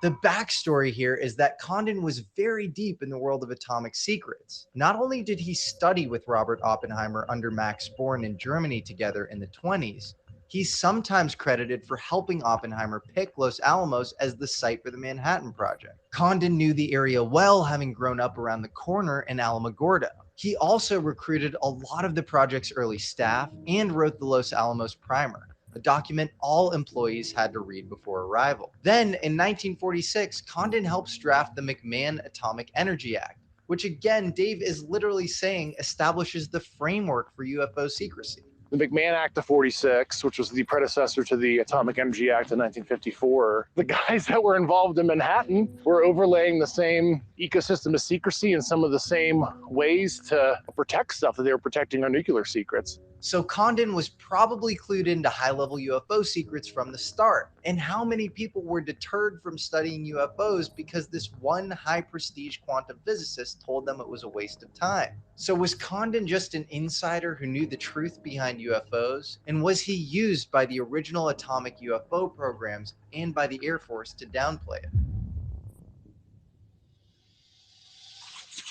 Bob Lazar said he worked at a secret facility near Groom Lake where alien technology was being reverse engineered. Do you think Bob Lazar is full of shit? Bob Lazar is by far the most famous case of somebody who publicly claims to have secretly worked on reverse engineering UFOs. He outed himself in 1989, and since then has remained remarkably consistent in his story, even while detractors cite that he possibly faked his educational credentials at MIT. He ended up actually recently going on Joe Rogan, and it's still like this bizarre split where like so many people are like, he was right, and people are now using your testimony to say he's totally vindicated. And then the verdict's still out, because a lot of ufologists or UFO people that I really respect are just pretty skeptical. So I don't know if you have a take. I mean, I'm certainly different than him. I came at it from a different angle. I have no information on Bob Lazar. It wasn't in the scope of my looking into it kind of activities. If he actually ever experienced what he experienced, I literally have no idea. Honestly, I go back and forth on whether Bob Lazar is telling the truth all the time. On the one hand, the guy sells illicit chemicals on a sketchy website, invested in a brothel, and seems like a petty con man and criminal. But on the other hand, he definitely has some engineering prowess. He strapped a jet engine to the back of his Honda. He may have actually met with Edward Teller, and he probably did do some work at Los Alamos. Finally, his story just seems so consistent. He really doesn't seem like a guy who thinks he's lying. Look, there's a lot of weird stuff about the Bob Lazar story. His story's been absolutely consistent since the late 1980s. It's a classic intelligence tactic to give people 95% correct information and 5% false information. You can track the flow of information by the uniquely false details in it, and you can easily discredit the leak. Bob Lazar would hang around some interesting characters, guys like John Lear, who flew cargo planes for the CIA in the 70s. Lear definitely seemed to spread disinformation in other cases. He was also the son of Bill Lear, inventor of the Learjet, who may have been involved in the original UFO program. My question is, did John Lear manipulate Lazar into spreading a bunch of pure disinformation? And so Lazar's claim that he worked on UFOs was all a complete lie? Or was Lazar just a disclosure test for Lear and others around him? Let's see how the public reacts to this guy. He's easy to discredit, but mostly telling the truth. Personally, I'm not sure what to think and would love to meet Lazar myself and ask him what he meant when he told Jacques Vallée about the liquid he was made to drink and the memory lapses it caused, and about his relationship with John Lear. There's probably a small contingency out there that says the U.S. needs to maintain primacy. You have this exotic tech that we've found, you know, in the case of whatever crashes that have occurred. We don't know exactly what to do with it. Maybe we made more progress early on than we have now. We need to kind of refresh the talent pool and maybe out ourselves as a program and front run immunity, you know, through legislature to do that. What do you say to those people? Yeah, because I mean, that's something I tried to espouse on News Nation, and I can't remember how they edited it or whatever, but it actually hurts national supremacy to keep it obtusely secret. Yeah, that's what I'm saying. You can't even bring the right people on it. You know, say the best theoretician in quantum chromodynamics just happens to smoke marijuana, so he can't get a clearance and he can't get on the program. So it actually hurts, you know, national security by not opening it up, at least in an appropriate way that we're not compromising anything that somebody could use illicitly to hurt people. But at least, and that's why I use the nuclear physics example. Yeah, it's the program should want to out itself. Yeah, it's like, protect what can be weaponized, but generally allow it to be studied openly. But there's absolutely like no cogent plan that I'm aware of to do so. Congressman, do you think that these reverse engineering programs have made any progress, or do you think? Yeah, I do. I just don't think they're going to scrape. If they did, we would own the skies if they had it. Isn't it in their best interest to just get immunity for themselves and try to refresh the talent pool if these people are, they're all old and it's completely compartmentalized and they haven't made, in the Wilson memo. They're completely arrogant. They're completely arrogant. They're above the laws and they're above.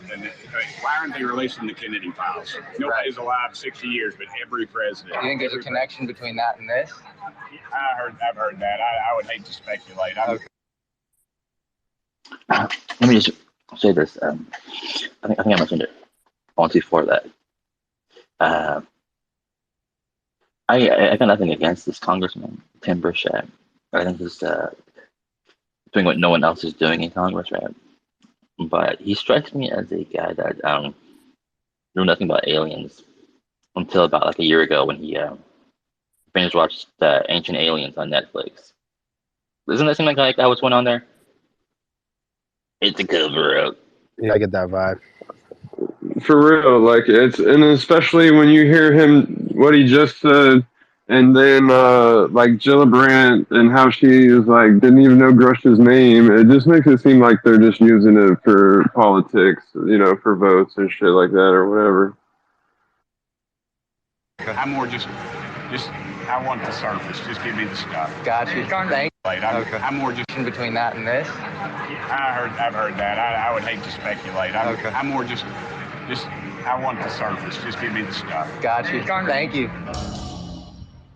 We must guard against the acquisition of unwarranted influence, whether sought or unsought, by the military-industrial complex. I have no idea if JFK's death had anything to do with UFOs, but there is a letter that was supposedly declassified due to a Freedom of Information Act request in 2006. It was from JFK to the director of the CIA at the time, John McCone. Its date, November 12th, 1963, just 10 days before the president's assassination. In the letter, JFK is asking for the full data on unknowns, or UFOs, so we can coordinate more tightly with Russians in space, and they don't mistake these UFOs as acts of American aggression or reconnaissance. I've called the guy who used the Freedom of Information Act to retrieve this document like 5 times now, and he's not playing ball. So I have no idea if this document is real. And an anonymous archivist that handles a lot of JFK's letters say that there are some anomalies in the letter that make him skeptical. So who knows? But I will say this is a very weird non sequitur from former CIA Director Mike Pompeo when asked why the nearly 5,000 JFK files still won't be released to this day. Why'd you fight to keep the JFK files secret?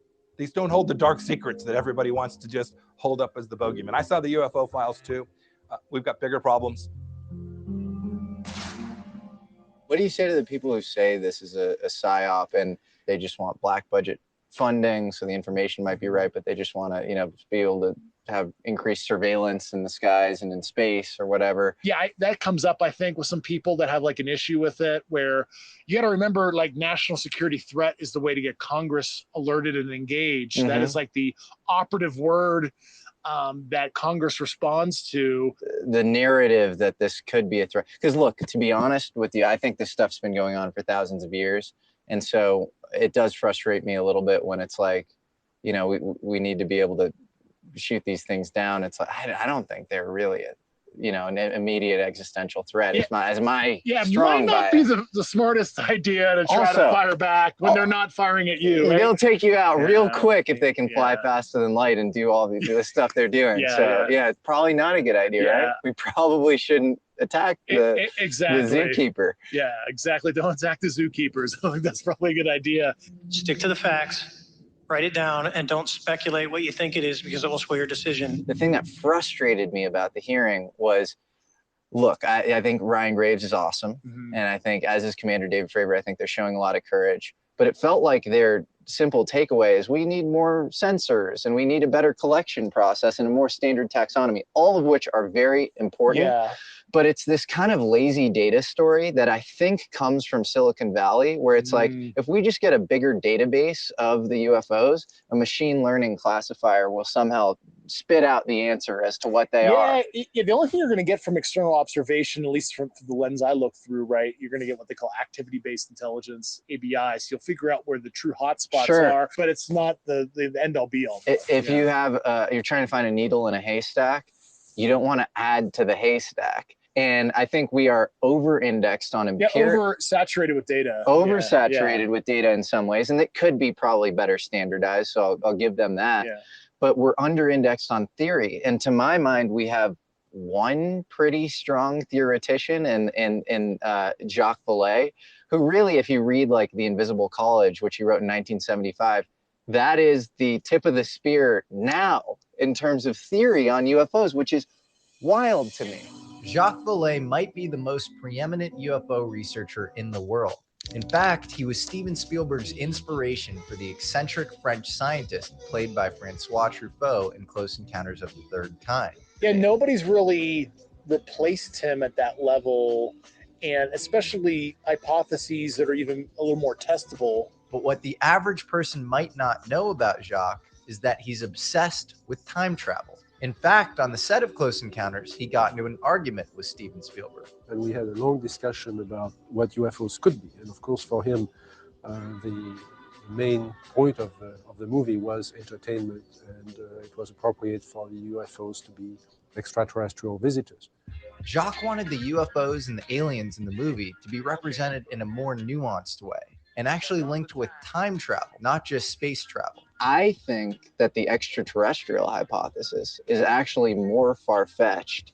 I think the idea that another species would evolutionarily converge to be bipedal, to have kind of the symmetric, bilateral symmetry. Yeah, because if we look at like the Ariel school event, if we believe the 100 school children that saw bipedal, hominid-looking kind of NHI, then that seems pretty rare to have the same development where it's either extraterrestrial and we're seeing bioengineered beings that look similar to us for ease of communication and acceptance, maybe, and that is like almost like an avatar for the intelligence behind, the ghost behind the machine or whatever, that they were engineered specifically to look like that, and it wasn't natural. Jacques' heir in the UFO theory world is a guy named Mike Masters, a biological anthropologist at Montana Tech University, who believes that aliens are basically just humans from the future who figured out time travel and are going back in time to visit us in the present. We see them less often because we're just one small blip on their geographic map of time.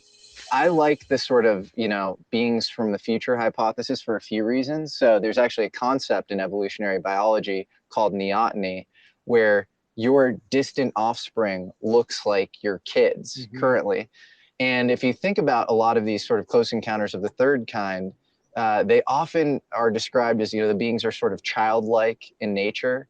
If you think about how we're actually evolving as a species, our bodies are becoming somewhat vestigial. We have an abundant amount of resources that are being distributed to us. We don't need them. Our morphologies are going to change. Just wither away a little bit, and then our brains are becoming actually more important. Decision-making is becoming more important. If we have any sort of latent intuitive powers, that's going to be more important, and these things are supposedly a little more telepathic.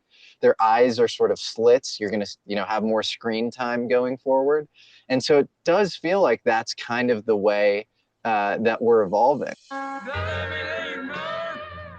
Aliens are weirdly non-interventionist. In many of the abductions that get reported, it's almost like they have a prime directive to not say or do too much. In fact, in many cases Mike Masters studied, the abductees had to sanitize themselves, shower, or do chemical rinses before boarding the alien craft. This would make sense, as time travel involves all sorts of issues, like the grandfather paradox. You can't go back in time and kill your own grandfather. I just want to say that's a fallacy. I killed my grandpa when I went back in time. Fuck that fool. Also, I don't like this idea being pushed that this narrative that there's something wrong with extraterrestrials being a possibility. That seems very ignorant, or just I don't know, kind of it's audacious to me that someone would say that's You're open to the idea of advanced intelligences, right? Visiting us, time traveling, and all that kind of bullshit. But then the next leap to like extraterrestrials from like some other galaxy or planet is just like too far of a leap for you. Well, it seems kind of ridiculous to me. I disagree. I don't think that's what he's saying. I think he's kind of saying that if that is happening, it's like very, very rare, but it's more likely that it's some type of NHI possibly making bodies that are ET. Maybe just happening more often. Yeah. I think it's good, actually, that, I mean, they easily could be extraterrestrial, and I don't actually think it's that far-fetched, but I think it's good to question that narrative, just because that's the narrative that already exists in everyone's mind, right? Like, how often does Neil deGrasse Tyson say, "Where are the aliens?" You know what I mean? So it's kind of always used as like a way to scroll topic. So I think it's good to encourage people to think outside of that model, because even if they are extraterrestrial, it's more than just like physical beings from a different galaxy, I think. You know, I agree. It's just as a person that's just watching this with you for the very first time, like that's just the feeling I got from it. Hearing it was just that's kind of like what's being spun here, and like I agree. Like we need to counter this narrative that we only believe that it's outside aliens from other planets or whatever. Only there's this whole idea of like only like it could either or. Like I think there's a lot of fucking shit going on. I think there's inner Earth things going on. I think there's like time travel shit going on. I think there's extraterrestrial shit going on. Like all of it. I mean, I don't know, the ETs themselves are saying they're from here and there or whatever, right? Like I don't know what you can believe from whatever it is they have to say, or neither here nor there, right? But I'm just saying. Oh, he's also covering each perspective as if it's the only thing. Like how you just said, he'll also cover like as if it's only a psyop. So that's kind of what he's doing to like make everybody think. Otherwise, how would you exist in the present? Makes sense, as time travel involves all sorts of issues like the grandfather paradox. You can't go back in time and kill your own grandfather. Otherwise, how would you exist in the present? Any little thing you do in the past might dramatically change timelines or trajectories in a way that breaks the present. As we learned from that Avengers movie, that's not how that works, right? That whole Back to the Future thing is ridiculous, right? I don't know. It's just an Avengers thing I was just thinking about. That could bullshit, but I mean, I'm not kind of authority on time travel. I'm just putting that out there. So maybe this alien non-intervention. Yes, I have. Nice. Have you heard any of Michael Masters' interviews? Yeah. He just talks about how everyone gets time travel wrong, but that's a whole different conversation. I'm I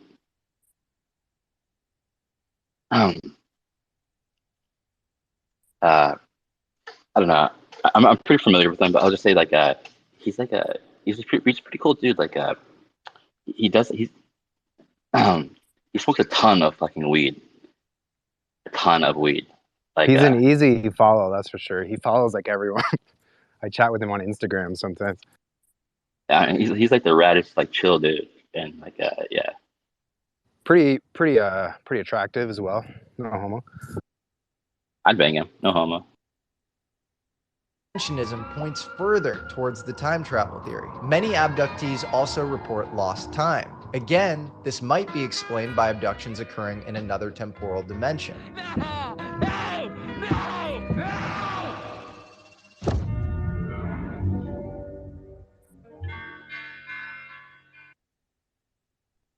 It's another one of those quotes on the screen by J. Allen Hynek. We suffer, perhaps, from temporal provincialism, a form of arrogance that has always irritated posterity. Time's crazy because it's defined at some level as the Planck length, right? Mhm. It's the time it takes like a photon of light to cross and you know Planck length. And right? you know, Planck literally, after discovering the Planck length, thought that that would be the best way to communicate with aliens because it's literally the shortest length. I It's did like not know that. yeah, it's like the unit. yeah. He would joke about that. So Yeah, and it's all relative, right? It's, you know, based on your reference frames, especially if you're near a gravitational source. Mm-hmm. You know, general relativity, you know, teaches us that, you know, clocks either speed up or slow down, Mm-hmm. you know, based on where they're near a gravitational source or not, you know, and 1/r² over distance, you know, it comes off. And we've proven that having cesium clocks on airplanes in the 70s, we actually showed atomic clock differences based on force of gravity. Yeah, time is really not a constant. The way we conceptualize time, it's not constant at all. And yet the felt sense of it is constant. Maybe true ontological reality, time is way trippier than we realize. And maybe that speaks to this sort of alien thing, especially because people seem to see crafts and aliens when they're in specific kind of heightened states of consciousness. Mm-hmm. And so maybe time doesn't work quite the way we think it is, but in ordinary consciousness, we sort of snap it into this kind of linear classical epistemology that we experience. That's what I was trying to espouse upon when I mentioned the holographic principle. If you want to imagine a 3D object such as yourself casting a shadow onto a 2D surface, that's the holographic principle. So you can be projected, quasi-projected from higher dimensional space to lower dimensional. It's a scientific trope that you can actually cross. Originally, the holographic principle was created to explain how information is encoded on an event horizon in a black hole. But like maybe that's what we're seeing is we're seeing higher dimensional stuff casting shadow into our space, just like how we cast a shadow on a 2-dimensional surface, which is like the sidewalk, right? Well, if you were on flat land, you would have no idea that this like crazy 3D monster was, you know, out there, but all you're seeing is the shadow, and it's called quasi-projection. And maybe some of the UAPs are not even, they're here, but they're not actually from out there. I cannot show you a tesseract because I and you are trapped in 3 dimensions. But what I can show you is the shadow in 3 dimensions of a 4-dimensional hypercube or tesseract. This is it. Like if it exists outside of 4D, you know, time, space, or whatever, say this is, you know, you have a 2D universe and this is a 3D object. If it intersects, you're just going to see a sliver of it. So you'll just see a disk. And that would make sense, I think, in 2 ways. One is that a lot of people that seem to see crafts and sometimes, quote unquote, go inside of them, the inside is bigger than the outside. So Jacques Vallée describes a woman in San Jose seeing this, you know, flying saucer. She walks in, she's in a movie theater all of a sudden. There was one case in good old San Jose. A woman had seen something over her house. It was a big disc. Then I say, well, when you went inside, you said, you know, there was this being, and the being took you on a staircase. I say, where did the staircase go? Well, the staircase went up the side of this big round room. I say, how would you compare it to? It's, well, like a movie house, you know, like an amphitheater. I said, that's bigger than your house. Why is the inside bigger than the outside? And so this is a... You know, something I've been kind of deep diving personally into is like I'm trying to figure out like the dimensions and like what dimensions kind of are, just kind of conceptually, and something more recently that's been discovered in mathematics, I think it was like a month or 2 ago maybe, might actually present like a possible answer for some stuff that's well, like take for instance, like there's mathematical constants like pi, right? Like the phi, all of these things can be like dimension. There's a way to like I don't read. How do I form words? So like, Platonic solids. If you take like a circle, there's like a concept in geometry like of a perfect polygon, right? So like a perfect polygon in 2 dimensions. So think like the like Euclidean plane. And like for like a perfect polygon to exist, it has to have like a value that will equal between its perimeter and its area as a circle. It would be if it's like circumference and its area. So you would say like, well, like, but wait, like what, like, well, there's only one circle that could like be like in in the second dimension that is a circle with like the radius of 2. A circle with a radius of 2 will have 4 pi as its circumference and area value. So it's equivalent, right? And so in mathematics, these things are called like equal. I think they're called like equalable polygons or something like that. In the case of a circle, it's just a circle, like an equalable circle. Have you ever heard of this before? Or maybe I'm just tripping. That's late. Not off the top of my head. There's 10. But I've heard there's 11 dimensions and that there's a 12th dimension. Are you in a dungeon? Yeah, I'm talking about the circles. But what it sounded like you were trying to get at is the fact that like there's still dimensions that like kind of the area that fits around our area. But that's why I'm always talking about planes and densities and shit.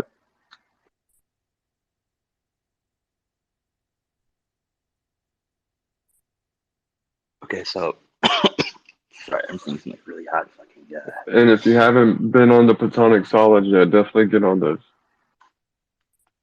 I'm just eating some really hot sunflower seeds. These things are like, and you get like one of these hot sunflower seeds in your throat, man. It's fucking game over for like a minute, for sure. Oh, it's horrible. I've been meaning to ask you, when you eat sunflower seeds, because you had those in Cali, do you swallow the shells? You eat those?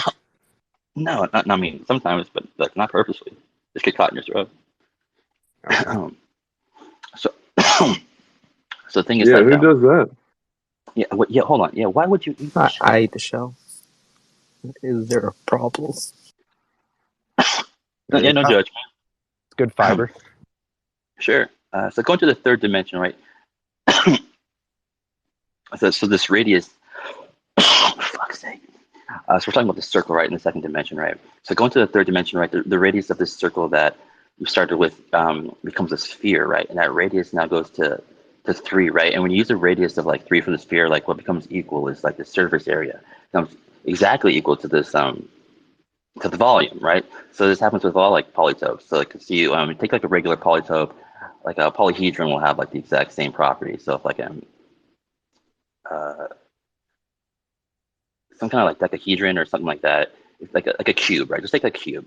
So for example, if you're gonna use like the number 3, right? So let's make it a cube, right? So then you have like a side length of like 6, right? So 6 to like the 3rd power would give you like the volume of the cube, right? And then like the surface area would be for each side, right? You've got like 36 times 6, which is also like 216, which is equal to like 6 to the 3rd power. And this works for like pretty much like everything, like dodecahedrons and like and on every single every single thing that's like possible, like infinitely. We're like there's like this weird like coincidence like between dimensions where like it's like you take like the volume or like the radius of like these different objects, like in the second dimension, you multiply them together, and then you fuck. I'm just an idiot. Sorry, I'm gonna have to explain this later. Let's get back to the video. Thank you. Constant sort of, again, if we're looking for patterns, and that's like a good way to kind of theorize, you know, that would make sense if it's this shadow casting sort of thing. And that almost sounds like a physical translation from lower to higher dimensional space. That seems to be what's going on there. And I don't know if we have a good framework on how to smoothly do something like that. I don't even know.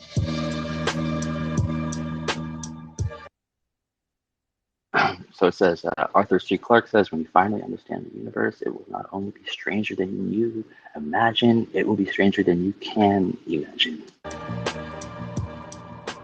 I think if anyone would know about aliens on Earth, it would probably be me. He's hopping on the alien bandwagon as of the last 2 days, by the way. He That's Space Daddy, by the way.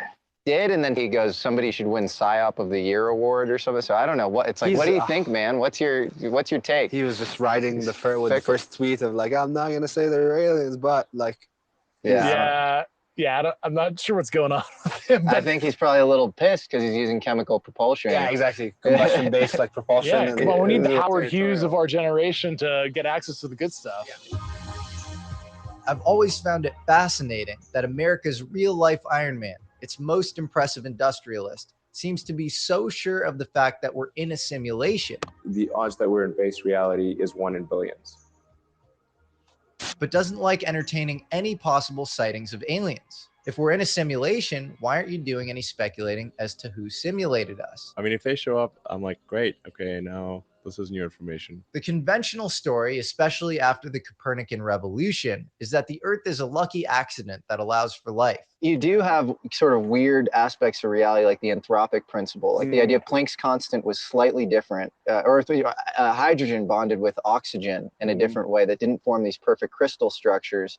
Ice wouldn't float above water. Usually solids sink below liquids, and we wouldn't have a habitable Earth. And so you have all these sort of things in physics that if they were slightly different, we wouldn't have this sort of Goldilocks, perfect habitable zone. Oh, yeah. I mean, Earth's like very finely tuned, right? The temperature gradient is just enough. Right? Is that a coincidence, or did aliens set this up? I don't know. You could even think of like Heisenberg's uncertainty principle, where you can't measure position and momentum at the same time, as like a computational caching function. Oh, interesting. So you can't compute everything. Yeah. Your RAM's not that good, so.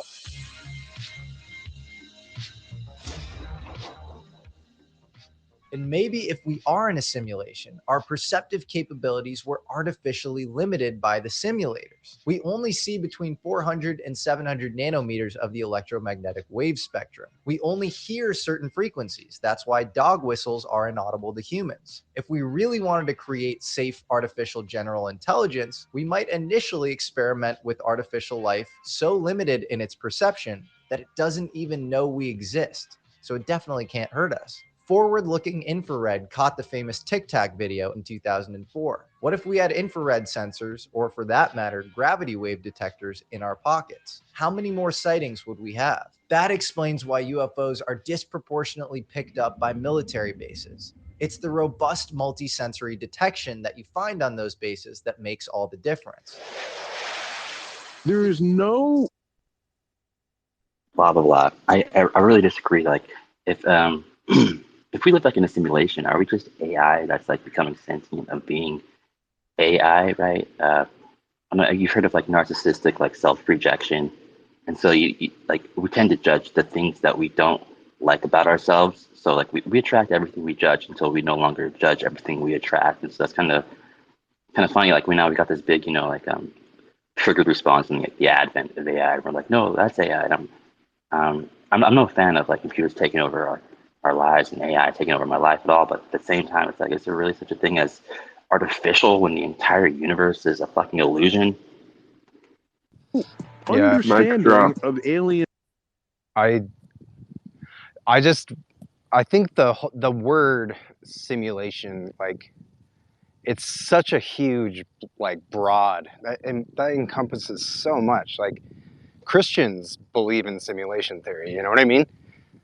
So it can mean so much that it's just weird when people throw that around. That's why I call it projected simulation.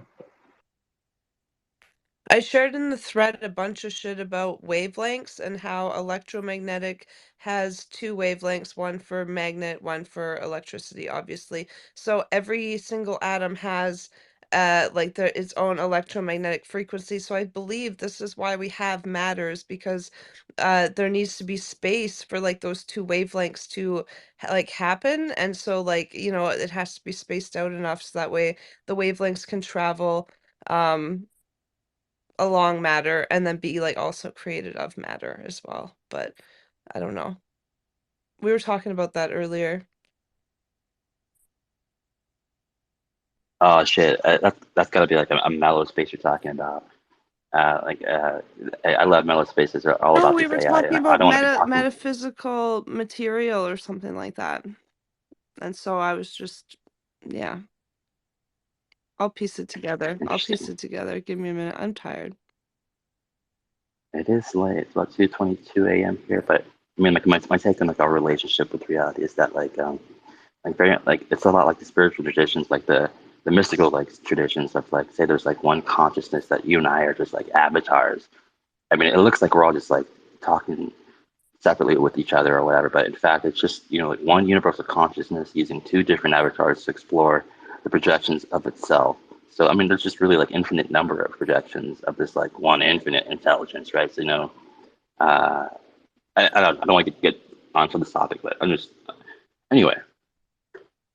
In visits that has them only visit restricted Navy airspace to be picked up by pilots. It's an observer and collection bias issue where you have all the eyeballs and all the sensors in those areas. Sure, that's a good point. If you were to do an activity-based intelligence across the globe, if we actually could have an open and honest kind of collection system, yeah, I think we'd probably see some hot spots that don't even make any sense. I don't like throwing shade, but like Neil deGrasse Tyson, right? Oh yeah. He's made up his mind. I've read his tweets, and I'm like, dude, you have a PhD in physics? Where's your curiosity? I can't even believe. Yeah. There's no evidence that would convince an authentic skeptic. I have credentials too, and I'm happy to go toe to toe with you. Yeah, if he wants to debate me, I'd be fine with that. Let's do it. When I started studying physics in college and I became an Intel guy and I got briefed a lot of programs, I figured, I would know if it's a thing. And I kind of ascribed to the Enrico Fermi thing where, wouldn't it be obvious when they just be flying around and they wouldn't care and they would just land and say hello. Yeah. But that's like an overly simplistic thought. Humanistic too. Very humanistic. Humanistic. Yeah. You're assuming that they have the same kind of intent as us. You assume they operate in the electromagnetic spectrum that we can observe normally. And then also you're assuming that they would want this kind of open, obvious kind of interaction and are not doing cover concealment techniques where they're obfuscating their activity because maybe they're, observing us for some purpose. Or what if they're von Neumann probes, right? Do you guys know von Neumann probe? No. Von Neumann replicators? Which is like self-replicating tech that's disposable in nature if you're trying to send something out simple and engineered to explore the cosmos. And there's always a question of like, what was the first self-replicating organism? Like, I think the big mystery is how does chemistry turn into biology? And we have these people that say, it was just this primordial soup and you had all these chemicals kind of like floating around, and they've done experiments like this and never been able to recreate life through those experiments. And it's a really open question, like how did life form? And I think it's probably much more trippy and interesting than like just a chemical soup. Just the chemicals happen to bond in a certain way. It's a happy accident. And Crick's view was that DNA could not have emerged accidentally from the primeval soup on this planet in just 100 million years. It needed much longer. He still bought into the primeval soup idea, but not on this planet. Yes. What he came down to was that there must have been some other planet somewhere else where a primeval soup had existed, and there had been enough time for DNA to emerge from the accidental bumping together of molecules. That's, by the way, something I'm a bit skeptical of anywhere. There was actually a French kind of evolutionary theorist and philosopher named Henri Bergson. He thought the sun was somehow essential to evolution. If you think about it, that makes sense. It's mutations. Yeah. You need mutation. You need genetic mutations for evolution to It's occur. a radiological, it's at least putting out ultraviolet, so. Totally. Why are we worried about a Japanese nuclear spill? What happened at Fukushima and Chernobyl? You had an acceleration of evolution due to radiation. Maybe the sun is an extremely sophisticated nuclear fusion reactor that powers the Earth, and the Earth's electromagnetic field was simulated to support life. Astronauts often have to take Schumann resonance machines up with them to space to mimic the electromagnetic field of the Earth. Otherwise, their bodies often malfunction. If you put a frog embryo in a Faraday cage, it does not develop normally.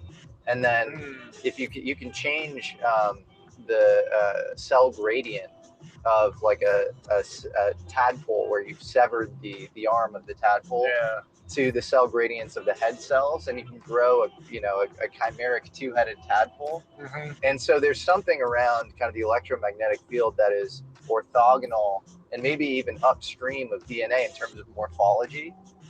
Yeah, because I've done experiments too with plant growth around high powerful Wi-Fi routers, and that actually they don't grow right. No, it's like so it's kind of concerning. I think about the Wi-Fi in my house. I'm like, oh man, am I like cooking myself slowly or something?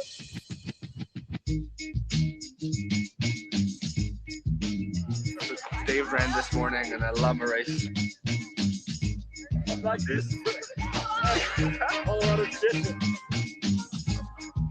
What's the name of the llama? Playboy. Playboy. I think the name of the llama was Boy. Holy shit!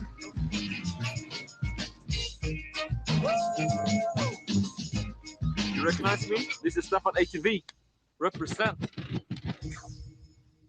Over the past days, you shared with us that you were diagnosed to be on the autism spectrum. Mm-hmm.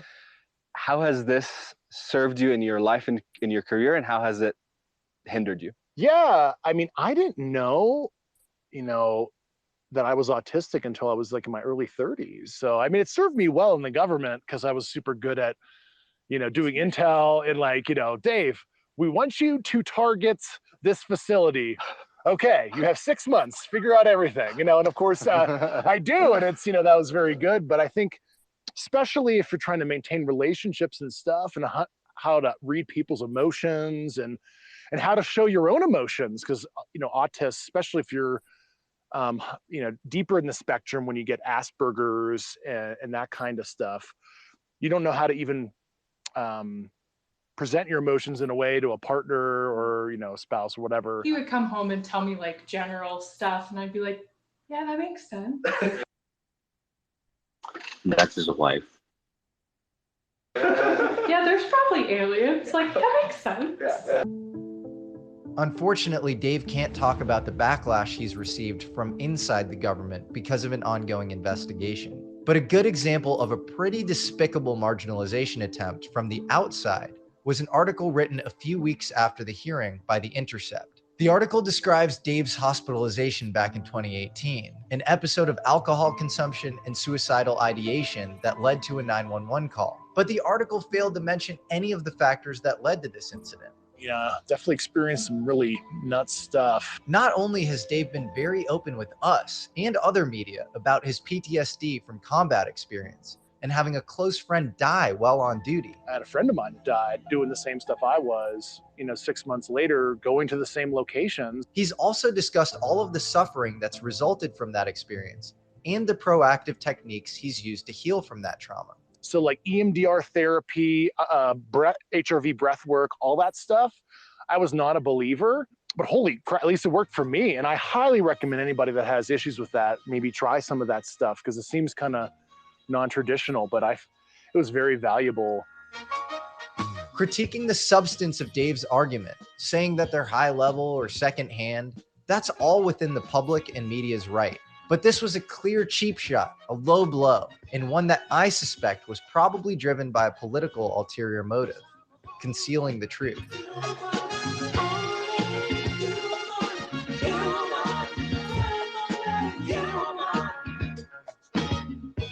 People like send me memes or like TikToks. I'm like, yep, that's mine.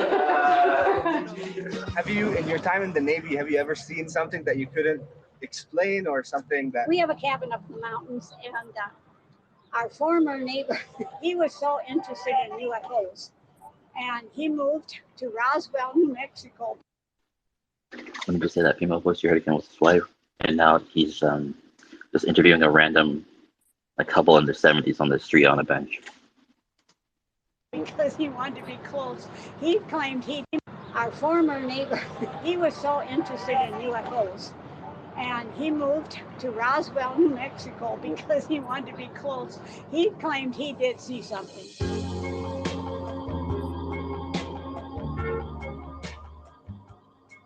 Another question that I always get is like, why is it always an American thing? Like, why is this always happening in America? The phenomenon's global, 100%. Like, I mean, you look at aerial schools, Russians have reported stuff.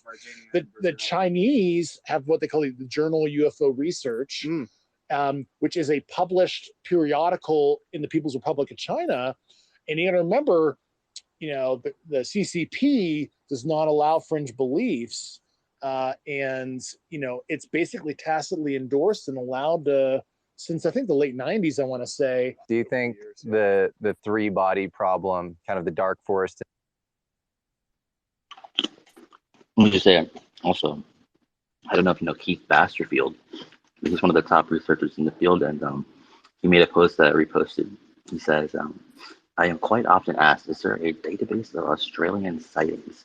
So I prepared an article in response. If you're interested in details of Australian events, please take a look at blah, blah, blah. He has a link in his post that I reposted. So there's a ton of Australian sightings as well. This analogy of aliens was maybe sort of a form of soft disclosure from the Chinese Yeah, government. I mean, I don't know for sure, but they've allowed this sci-fi series to be published by this Chinese author that's like pretty trippy. Really true. And I don't know, maybe that's a way for the Chinese government to acclimatize the populace. Do note in the South China Morning Post, I want to say it was June 2021, and they had an article like, oh yeah, we have a UAP task force too. We're using AI ML to look at UAP sightings. And that's really been their own overt messaging on UAP, at least to an English-speaking kind of audience. So, oh yeah, we understand it's a problem. We have a task force too.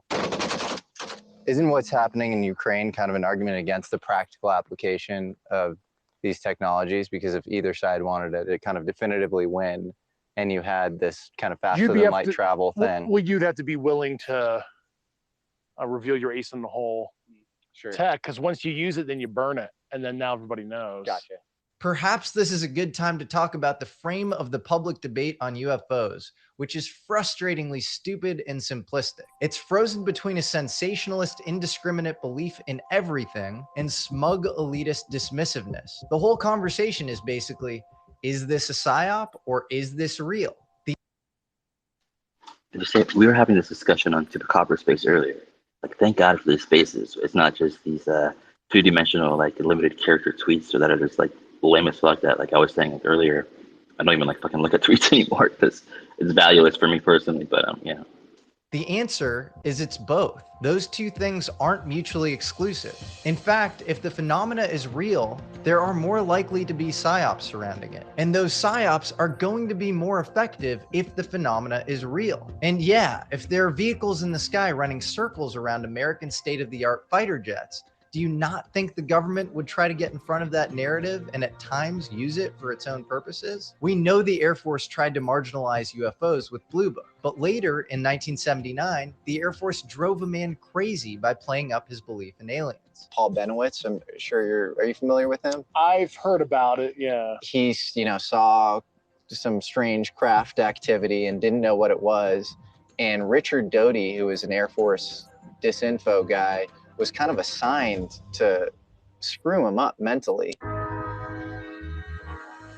So we know UFOs are part psyop. That's old news. The real question is this only a psyop? Because if it is, it cuts against everything we know about our pretty dysfunctional government. It's basically the best psyop of all time. It runs across government agencies that don't always get along, presidents on both sides of the aisle, fighter pilots and radar operators who adhere to a culture of humility, and of course, hundreds of thousands, if not millions, of average civilians. The null hypothesis that this is purely a psyop is almost harder to defend than just admitting the existence of non-human intelligence. But you shouldn't blindly trust me, or Dave Grusch for that matter. Do your own research. Talk about, you have people like Steven Pinker who are like, this is the best we've ever had it. I think that's BS. So maybe violence is at an all-time low, but it's because we have nukes now. So any war is mutually assured destruction. And so if there's a world beyond the material world and that can somehow be accessed or communicated with in any possible way, it might be sort of a crazy Hail Mary, but you got to throw the Hail Mary now. Yeah. You can't run the ball. Is it something you would like to say directly to someone on the program? Yeah, I know if you're on the program, I understand empathetically, the risks, what you put yourself through. We're trying to create a time where we can get this out there, recruit better people, hopefully protect those who want to go forward. If you want to go forward, there is a legal process, either through PPD 19, if it's an intel thing, DoD, there's other inspector generals. You do have the right to go directly to Congress. And then, of course, some of the senior leaders that have known about this stuff, and I understand they were in positions where they had to make decisions just like anybody else, and they're not at the top of the pyramid. I think the time is right to cement maybe your final legacy and to help out, even though I know there'll be some admittance of, maybe decisions you've made that you wish in the past maybe you didn't make. But I think it's time to move forward, and I think we'll be stronger as a nation and as a world. I think it's going to enhance national security, enhance peer competition policing, so people aren't doing things unethical and immoral. If everything's in secret, everybody can get away with things that might be illegal, unethical, immoral, and hold our adversaries accountable publicly if this is a thing that we acknowledge.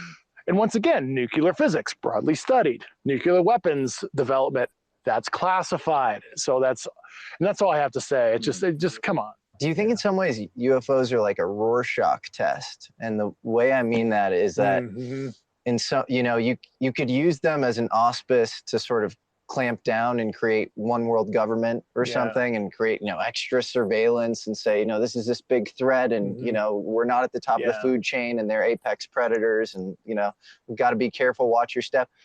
Or they could be incredibly libertarian because it's like, actually, terrestrial governments aren't as powerful maybe as we thought that they were.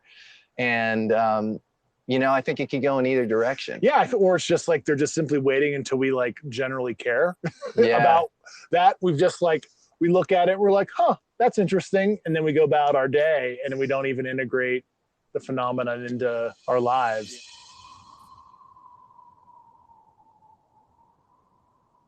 In terms of people's reaction to this, there's another quote on the screen that says, by Emanuel Swedenborg, it says, people are unaware that spirits even exist, let alone that angels are present with them. Look, I'm angry about possible white-collar crime, especially this, people possibly being driven crazy or to their death. That's horrible. Yeah. And then I also think on some level, people are too focused on government kind of recrimination. It is time for transparency. Transparency. Transparency. Transparency. And not on the fact that this is the nature of reality. These things might make you a biblical literalist. Ezekiel saw the whale, baby. First chapter. I'm with you. Do you believe that the phenomenon is the next big, great religion in the world? Yeah, basically. The phenomenon has probably already influenced all the other religions already. So it's just, maybe we're looking at the source code. If you're looking at the source code. We're at the graphic user interface level. It's like IP header, and we're finally getting into the information flow. In her book, American Cosmic, Diana Pasulka makes the pretty convincing case that many seemingly divine contact experiences in the past could have actually been what we now call UFO experiences. Just take the case of St. Francis of Assisi. His close confidant, Brother Leo, documents the experience, describing sound and fury creating atmospheric sparks, a spinning disc, telepathic communication between Francis and the disc, and then Francis is wounded by rays of light. Francis interprets these hand wounds as the stigmata of Christ, but Pasulka speculates that maybe this was just radiation damage from a UFO experience. I was reasonably religious, but nothing like crazy, kind of average. Studied physics. I became kind of agnostic. I was like, I don't know about all this kind of woo-woo, stuff that the church espouses and stuff. And then oddly enough, I've kind of come full circle in some sense where there is this higher sentience. There seems to be, I think we're created beings in some manner, whether it be some panspermia from little g gods or big G God. I think about the people, the journey I had, and the most random people that I've known that were placed in my life like 14 years ago, shut the door in my office at NGA, are like, look, dude. And, they started telling me all this stuff that and they brought these like crazy intel reports. I guess I was kind of the right guy that was chosen to do this thing, I guess.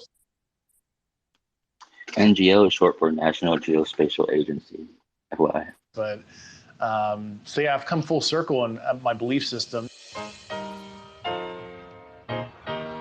For me, it's inspiring because it's like this idea that it's just, eat, drink, and be merry or whatever. Yeah. You live, you pay taxes, you work a job, and then you die. Yeah, it adds meaning to life. And it's just like the Vatican Observatory saying, yeah, we're like cool with other sentient life that shows God paints like a broad brush, and that's pretty cool. cool. And the Catholic Church is very accepting on that, and it just shows God's providence and God's creative powers. If there's actually other interesting sentience besides us, it's like what was it in the movie Contact? It's a total waste of space if it's just us, right? It's like the famous line in the movie. Carl Sagan was a great communicator, probably one of the best. He also met a lot with Kit Green towards the end of his career. It was CIA guy very into UFOs. Yeah, you were telling me that. I didn't even know that. So you can count on Jesse to tell you these weird facts. I thought I had a lot of useless knowledge. No, this guy's like, it's not useless, but it's pretty intense. It's pretty useless until now.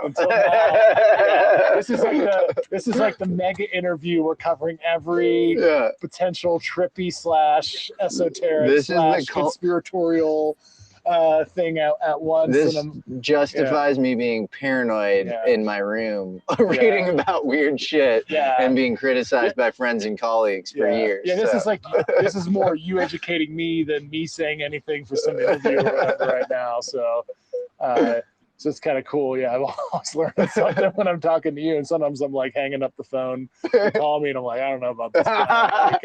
He's going crazy. I think he's like really going deep. Where I think he's losing his grip now.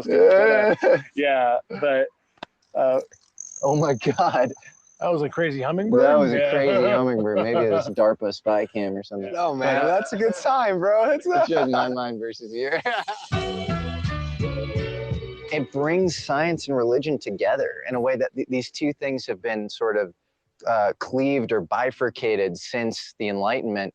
This could possibly reconcile those two things, which would be absolutely amazing, where you could read the Bible and you could say some of this stuff could actually happen in the context of aliens. Panspermia, creationism, this might actually prove certain religious texts and what they've espoused with little g gods. And at least for me, spiritually, at least my belief system, it certainly opened my eyes to the universe is not clockwork. Everything we see in our day-to-day life is not everything that exists. And if there's truly other sentient intelligences, I mean, it just inspires my curiosity. Like, I'd like to know what their belief systems are and how, and maybe we'll find out that matches with ours, and it actually bolsters our, maybe we can ascend to the per your video in the Berkshires.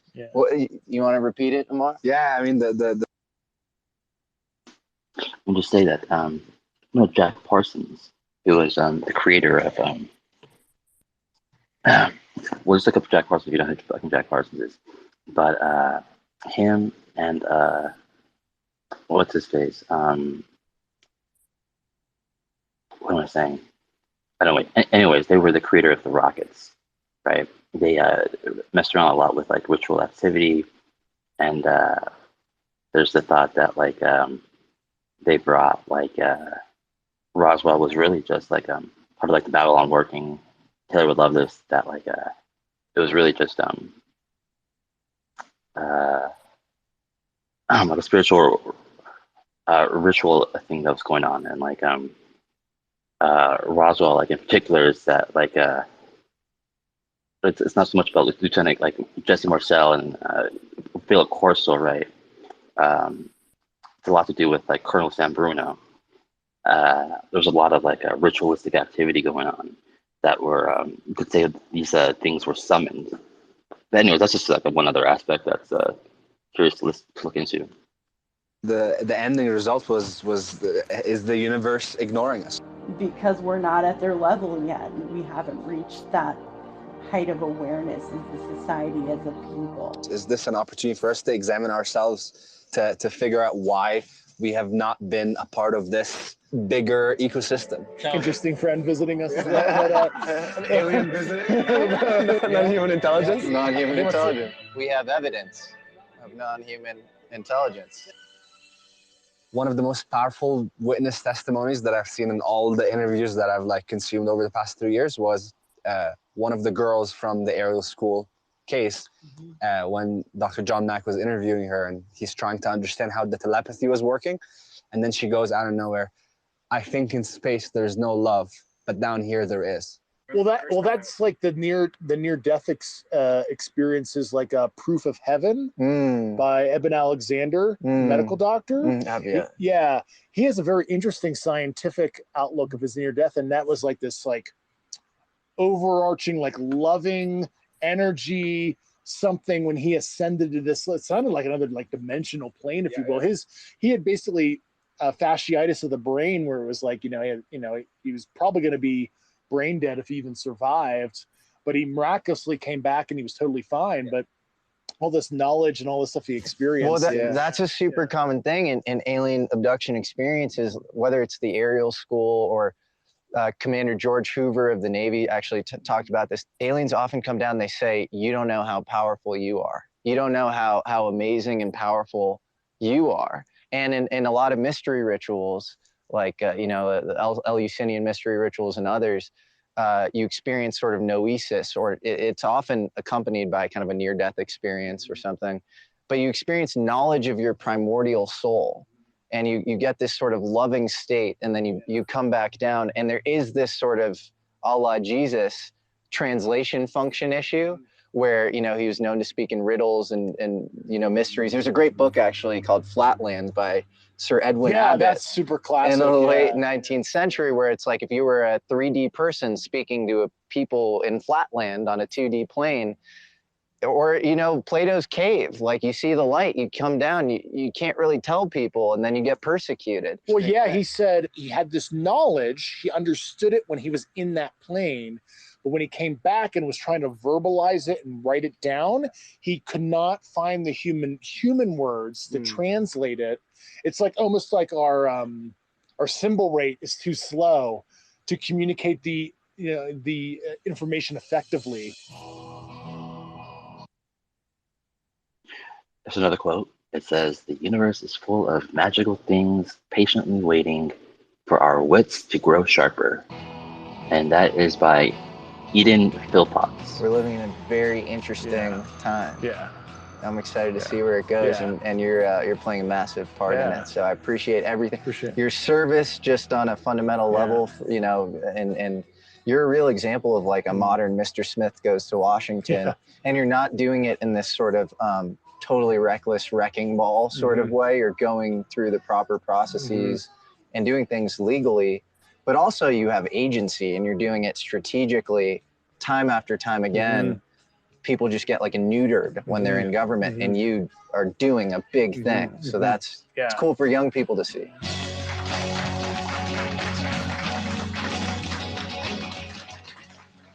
Thank you, Dave. Thank you for everything, man. Yeah.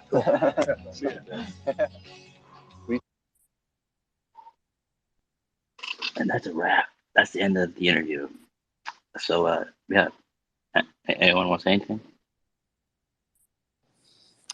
It was a great interview. I'll probably listen to it again. I'll watch it though this time. That was really good though. David Grusch does use the word espouse. He used it 6 times in that interview. It's not even a word. I'm being pedantic, but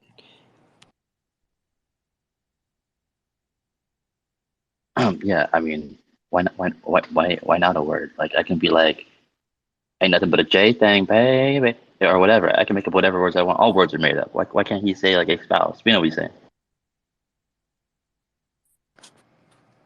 it just maybe makes him a little less credible. But 100%. Small details. Sorry. Surprise! I did.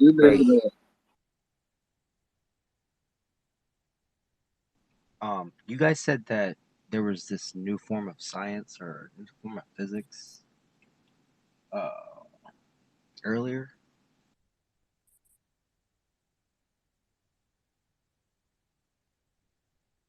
Yeah, sorry, I jumped in screen. Solids? Are we doing hands or not hands, or what are we doing? No, I mean, I don't know.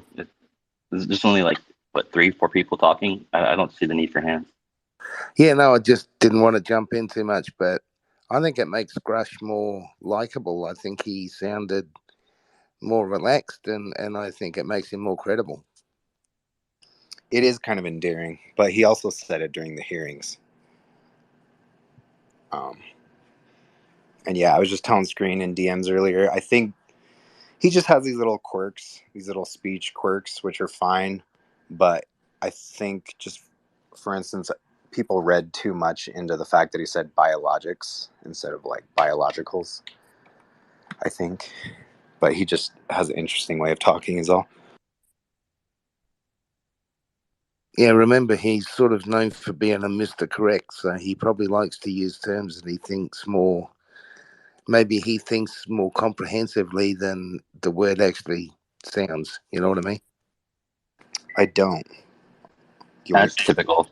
Also, I don't know what you're talking about, Ivy, elsewhere. I think in this But interview was it you something can I really said? see some of the, just kind of when you observe Grush and the way he speaks and reacts to like a conversation, he has a tendency to complete other people's sentences or not wait for the person speaking to him to finish their, their thought before he starts in. And that is kind of like evidence of, that's like a neurodivergent thing. That's an autism. That is an ADHD thing. Just something I noticed. Yeah, it's because they've already processed the question ahead of time and they've already got the answer ready to go and they can't hold it back. Yeah. Yeah. Red Panda's kind of that way. Yeah, he's a total charlatan. I agree.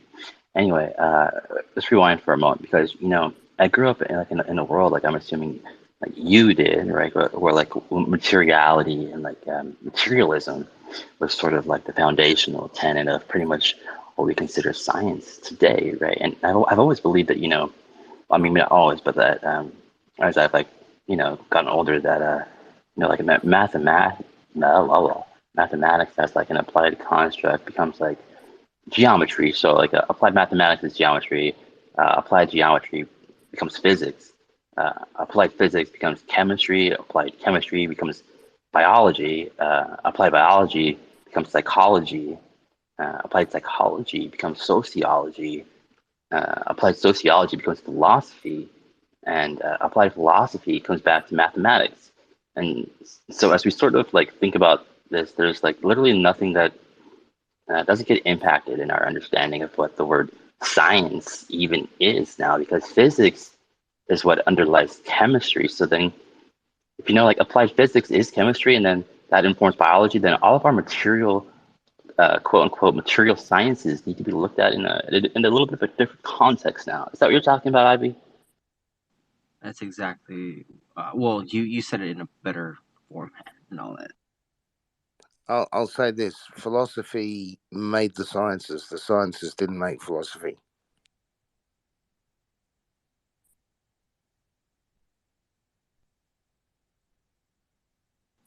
Gonna have to drop it down. No, I mean, like, what if there's another form of science, applied science, that is irrelevant to numbers? Like, for instance, quantum mechanics has to do with the super micro, like very super, small level of physics. Yeah, but do we take into account that these are just terms that are descriptors? The fact that you can say quantum mechanics and describe very roughly, I might add, a process, doesn't mean you understand it. It just means you've found a way of describing the process. It's like when they use dark matter and dark matter in the universe. That's just saying we have no fucking clue what it is, so we'll call it dark matter. We can look at it and make a guesstimation, but we'll never understand it. Yeah, it's just that the younger generations seem to think that having mathematical equations to measure things somehow, translates to us understanding it. And, you got to remember that even these equations are, they're written with a designed outcome expected.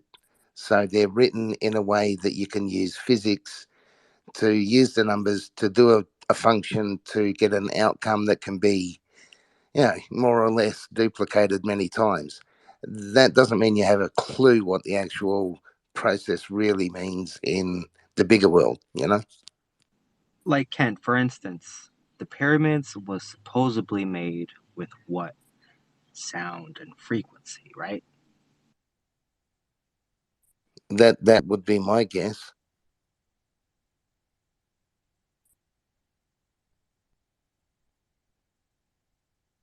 Yeah, I mean, if there's oh shit, I can never remember the names of these sites when I'm on Spaces, but there's some really, really good guys out there. Once, oh damn it, Ancient X or something, an Australian guy. He goes to a lot of these places.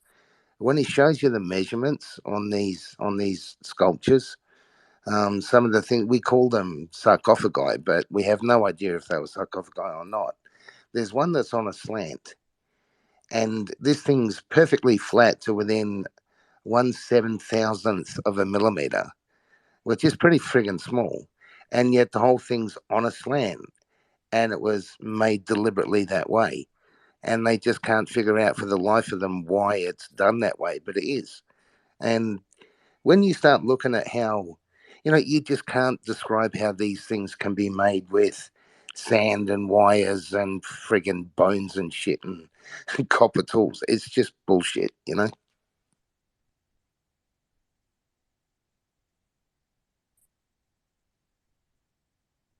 Is that in the Serapeum? It's actually the one that's underneath the bent pyramid. It's a really unusual one.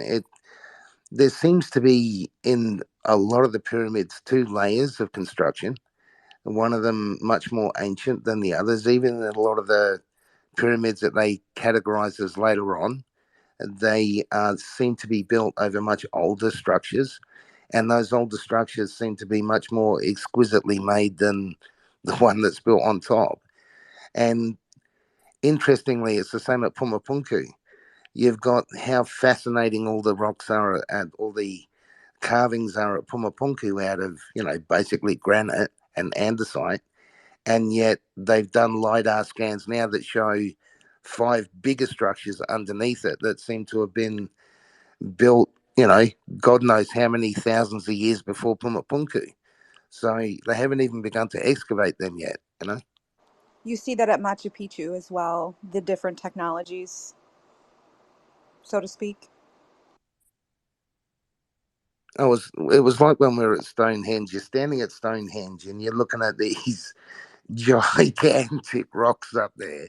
And then you go back to the display area where you get the souvenirs and stuff. And they show you like what's supposed to be the village that the construction workers lived in. And it's made of friggin' reeds and roots and friggin' mud. And it's just like a joke. The same people who built that friggin' great thing out there lived in these stupidly constructed huts made out of grass and mud.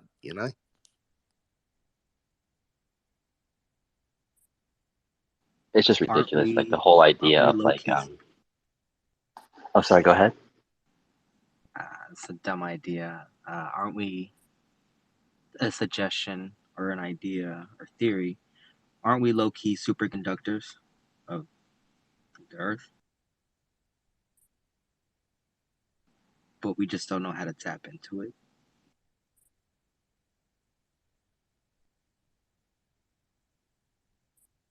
I don't know if you catch UFO Shane on the right night. He's pretty superconductive. Yeah, dude. He was saying this morning that like he was drunk from like noon yesterday up until like 6 a.m. this morning when I was listening to him before I passed out. Like that. That's pretty. I don't know how he manages at his age, but I need to figure like what kind of supplements he's taking because I need to get that going, man. Like I was balling on that when I was like 18. I can't keep those like 24-hour like drinking binges going on like supercharged. Fuck, man. I'm jealous, honestly. But anyways, what I was saying earlier about like or we live in this world of like materialism and it's like kind of like the whole like foundational things of like what we call science or whatever just kind of needs to be like all looked at like in a different context now. Like the whole notion of reductionism, which has been like kind of like the more like central like approach that science and physics has taken, like the idea that well, I don't know, reductionism has like various meanings. So, what I mean is that like the idea that as you go like smaller and smaller and smaller, like the scales of space and time, you find more and more like fundamental like entities and more like fundamental laws governing those entities. So that's kind of like what I mean by like reductionism, and that reductionism was like super successful, right? For like there's a lot of like statistical like thermodynamics where we have like the notion of like heat and pressure and so forth. They're able to like reduce those to like the behavior of like these like tiny unseen molecules and like the whole just other nerdy shit. But there are scientists that had to hope that like we'd be able to go on like forever, just like we would say like an AA, like just like ad infinitum or whatever. Like I'm not sure why we always say that, but with that whole like reductionist approach, you know, as it turns out, like no, you can't really, and the space time, at least in my view, has like a very shallow structure, and it falls apart at this like what they call like the Planck scale, right? If you know what that is, and after that it has just like after that it has just like no fucking meaning. It just completely falls apart, and probably because that like that would be like the smallest LED like in our giant you know like our giant like matrix screen that we're all like living in, right? Like some people like think about it as sort of like the pixels or something like that. You know what I mean?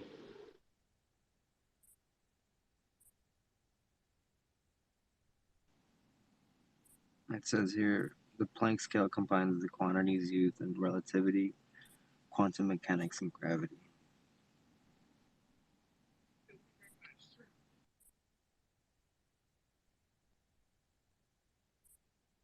What they were working with like back then, like moving around like these fucking pyramids and like what you saw out there like in Malta, like I think they're doing much more like advanced sciences and a more like, you know what they were saying earlier in the video, like they believe like these aliens are not really like much more advanced than we are.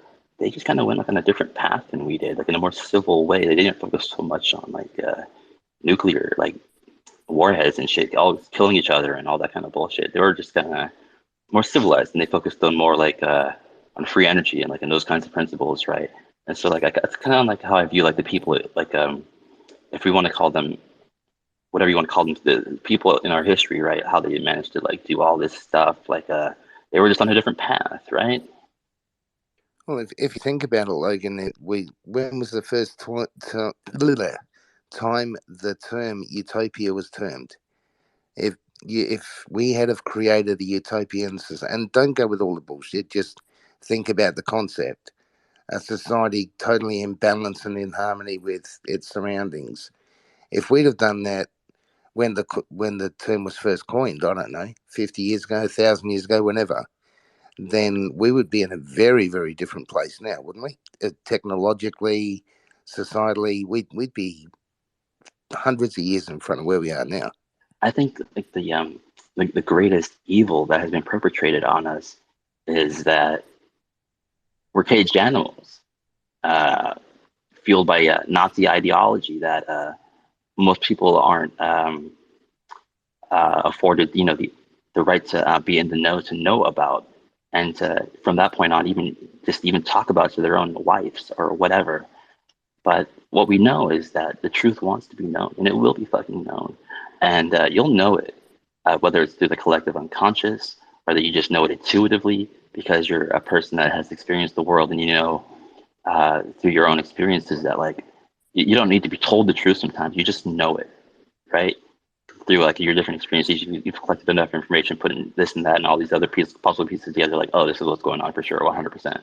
Like, it's like I said before, maybe like when you're like a child, like you try to like, I don't know, fool your mother by like saying all these like different things, lies, right? But your mother's like, I'm not an idiot. Like I know what's going on here. Like you're not gonna be able to like fool me, but like, nice try or whatever.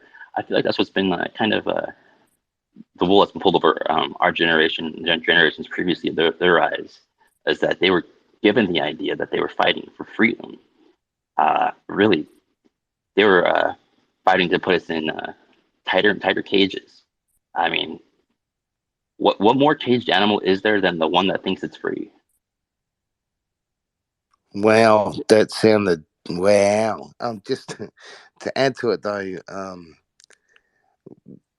life is a puzzle that unfortunately the only time you really get the answer to it is when you no longer have it.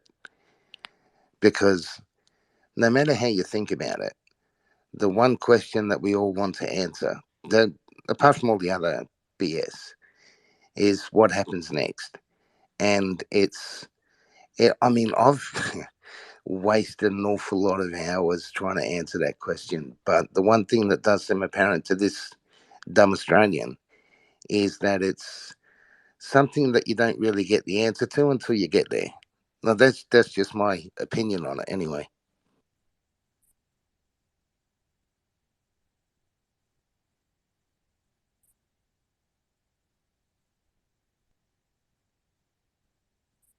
So anyone else went back in time and killed the grandfather like I did?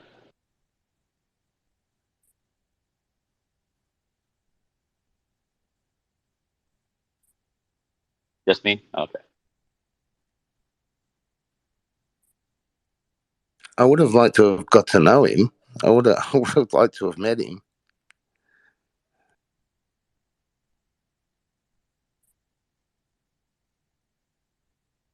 Nah, I never knew mine. They were, yeah, they're both dead before, yeah, I knew anything about them. Yeah.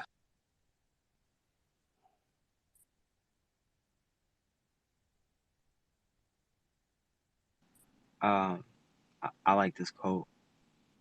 Nothing makes it so difficult to be natural as the desire to appear so.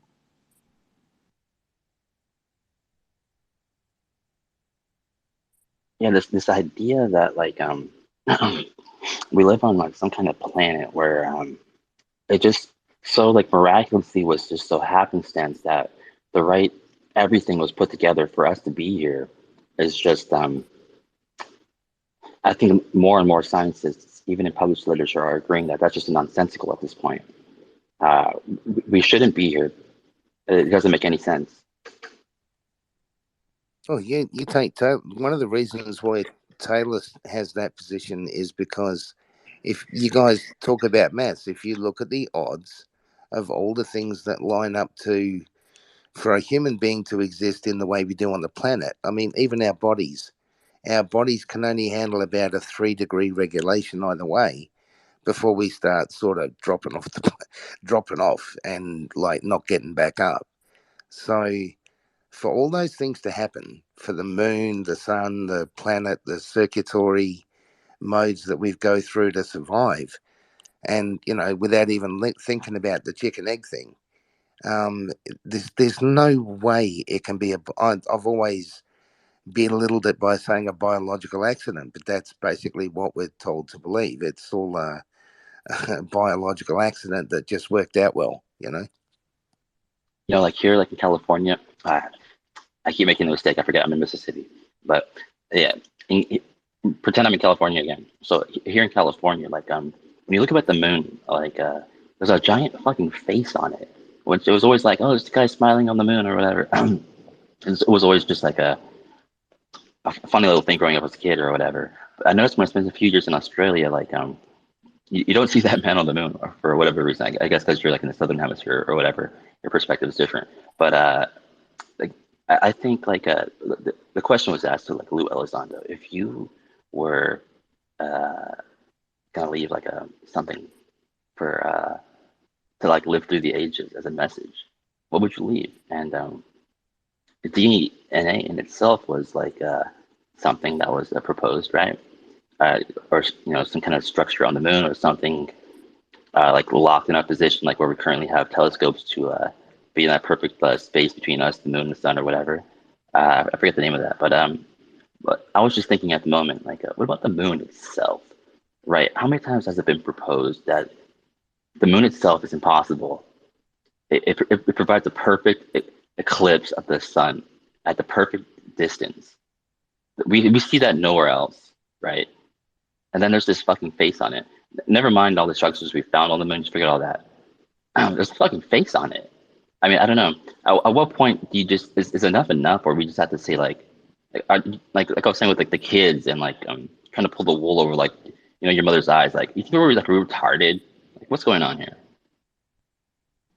I heard Nothing. the moon used to talk to the people.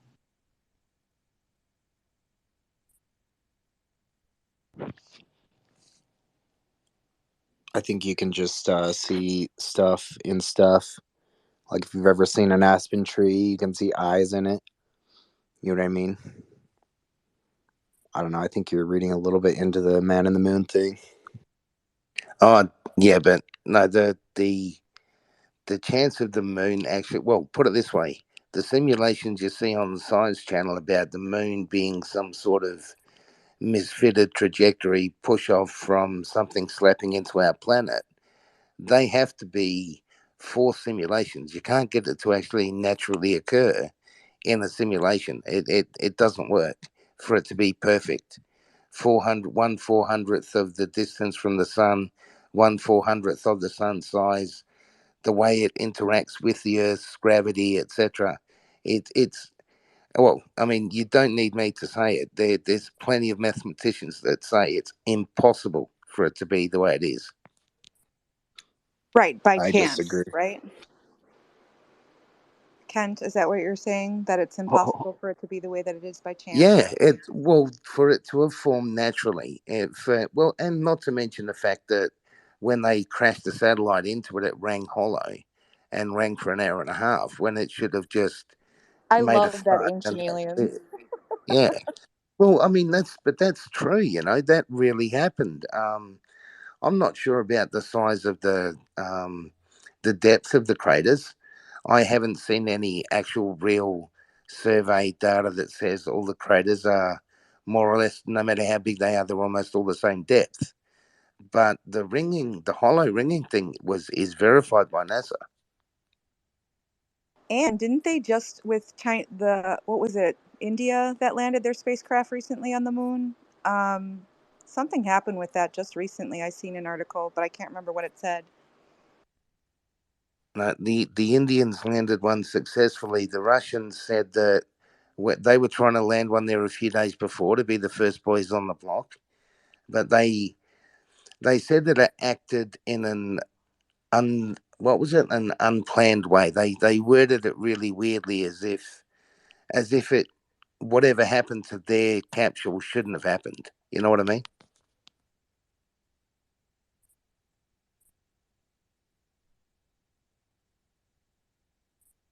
I think Yeah, it's it's easy for us to observe the world we live in and think everything's perfect for us and how could it have all happened like that.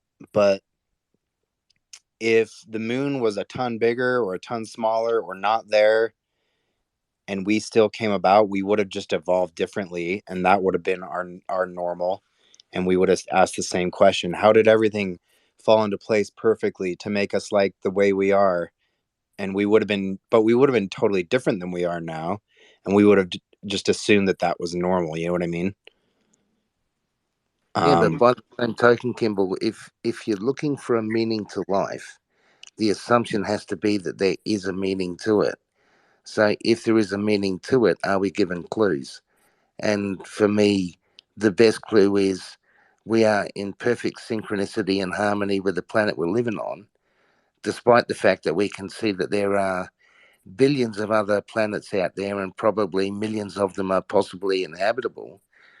For me, there's a message there. It's not just some coincidence. That's fine. Is it I don't see that, but I mean, if you take like, I don't find it. So if you take evolution by like natural selection seriously, suppose like ask the question like, what's the probability that like given like the theory that like our senses were shaped by like natural selection to show us like the true properties of reality. Like, what's the probability that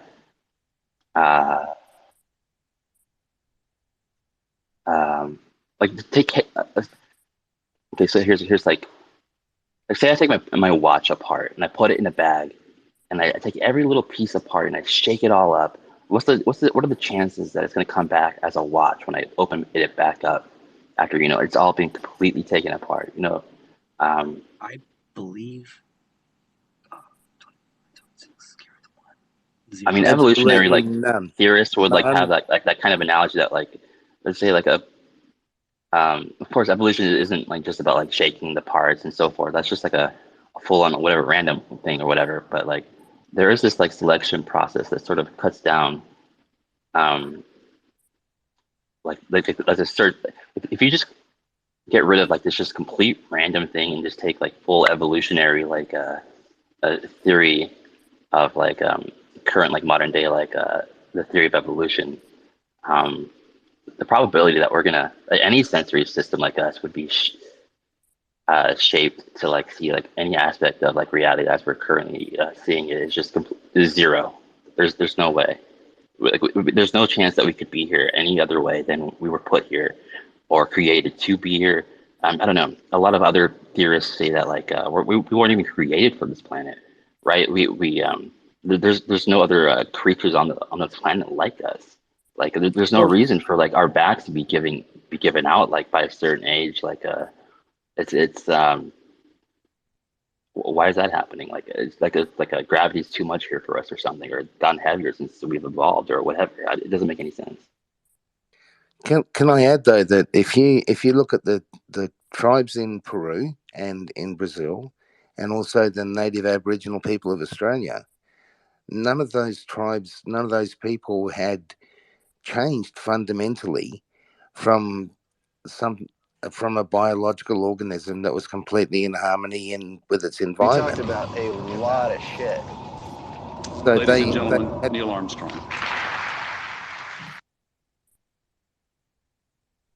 All I'm saying is Where did that that come from? there was no initiative for them to find geometry, for them to find other ways of farming and living. They lived to this day, so there's thousands of years of them living in the jungle where there no geometry, no power, no energy needs. They lived totally naturally. So where's the natural evolution there? If that's the same process we went through, why did we go towards there's no way you can actually naturally explain geometry and geometric science. That's a totally introduced subject. It doesn't occur naturally anywhere on the planet.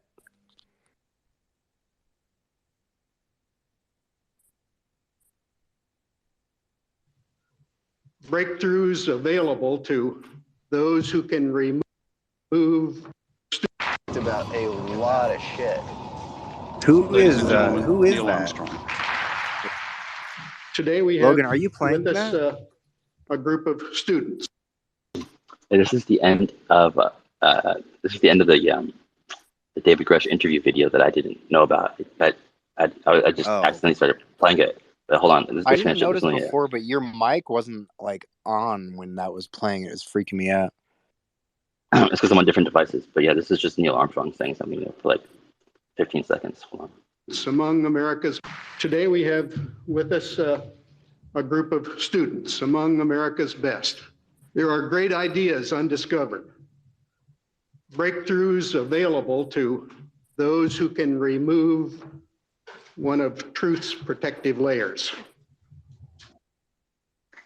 So yeah, that was the I guess like the final quote of that There are interview we were places to watching. go beyond belief because there lies human destiny.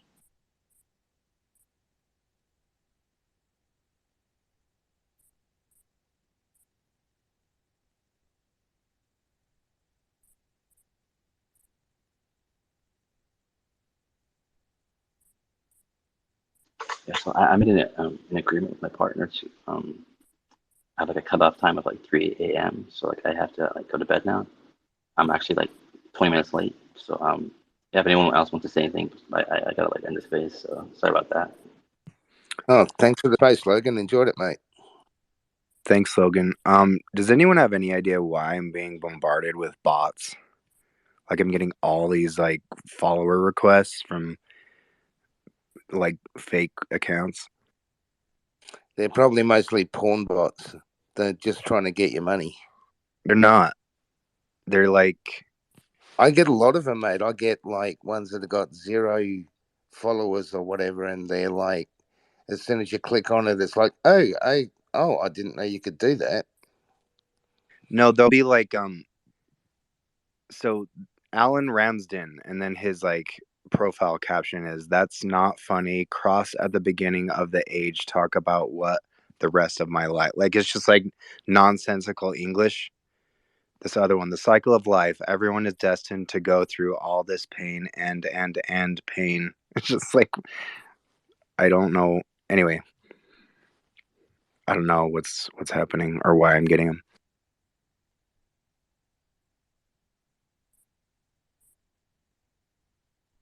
Anyway, thanks for the space, Logan.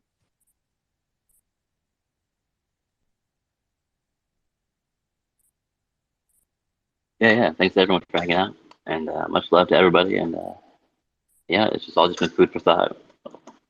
Just enjoy whatever if your mind wander or yeah. Have a good night. I gotta go to bed. Peace and love. Good night.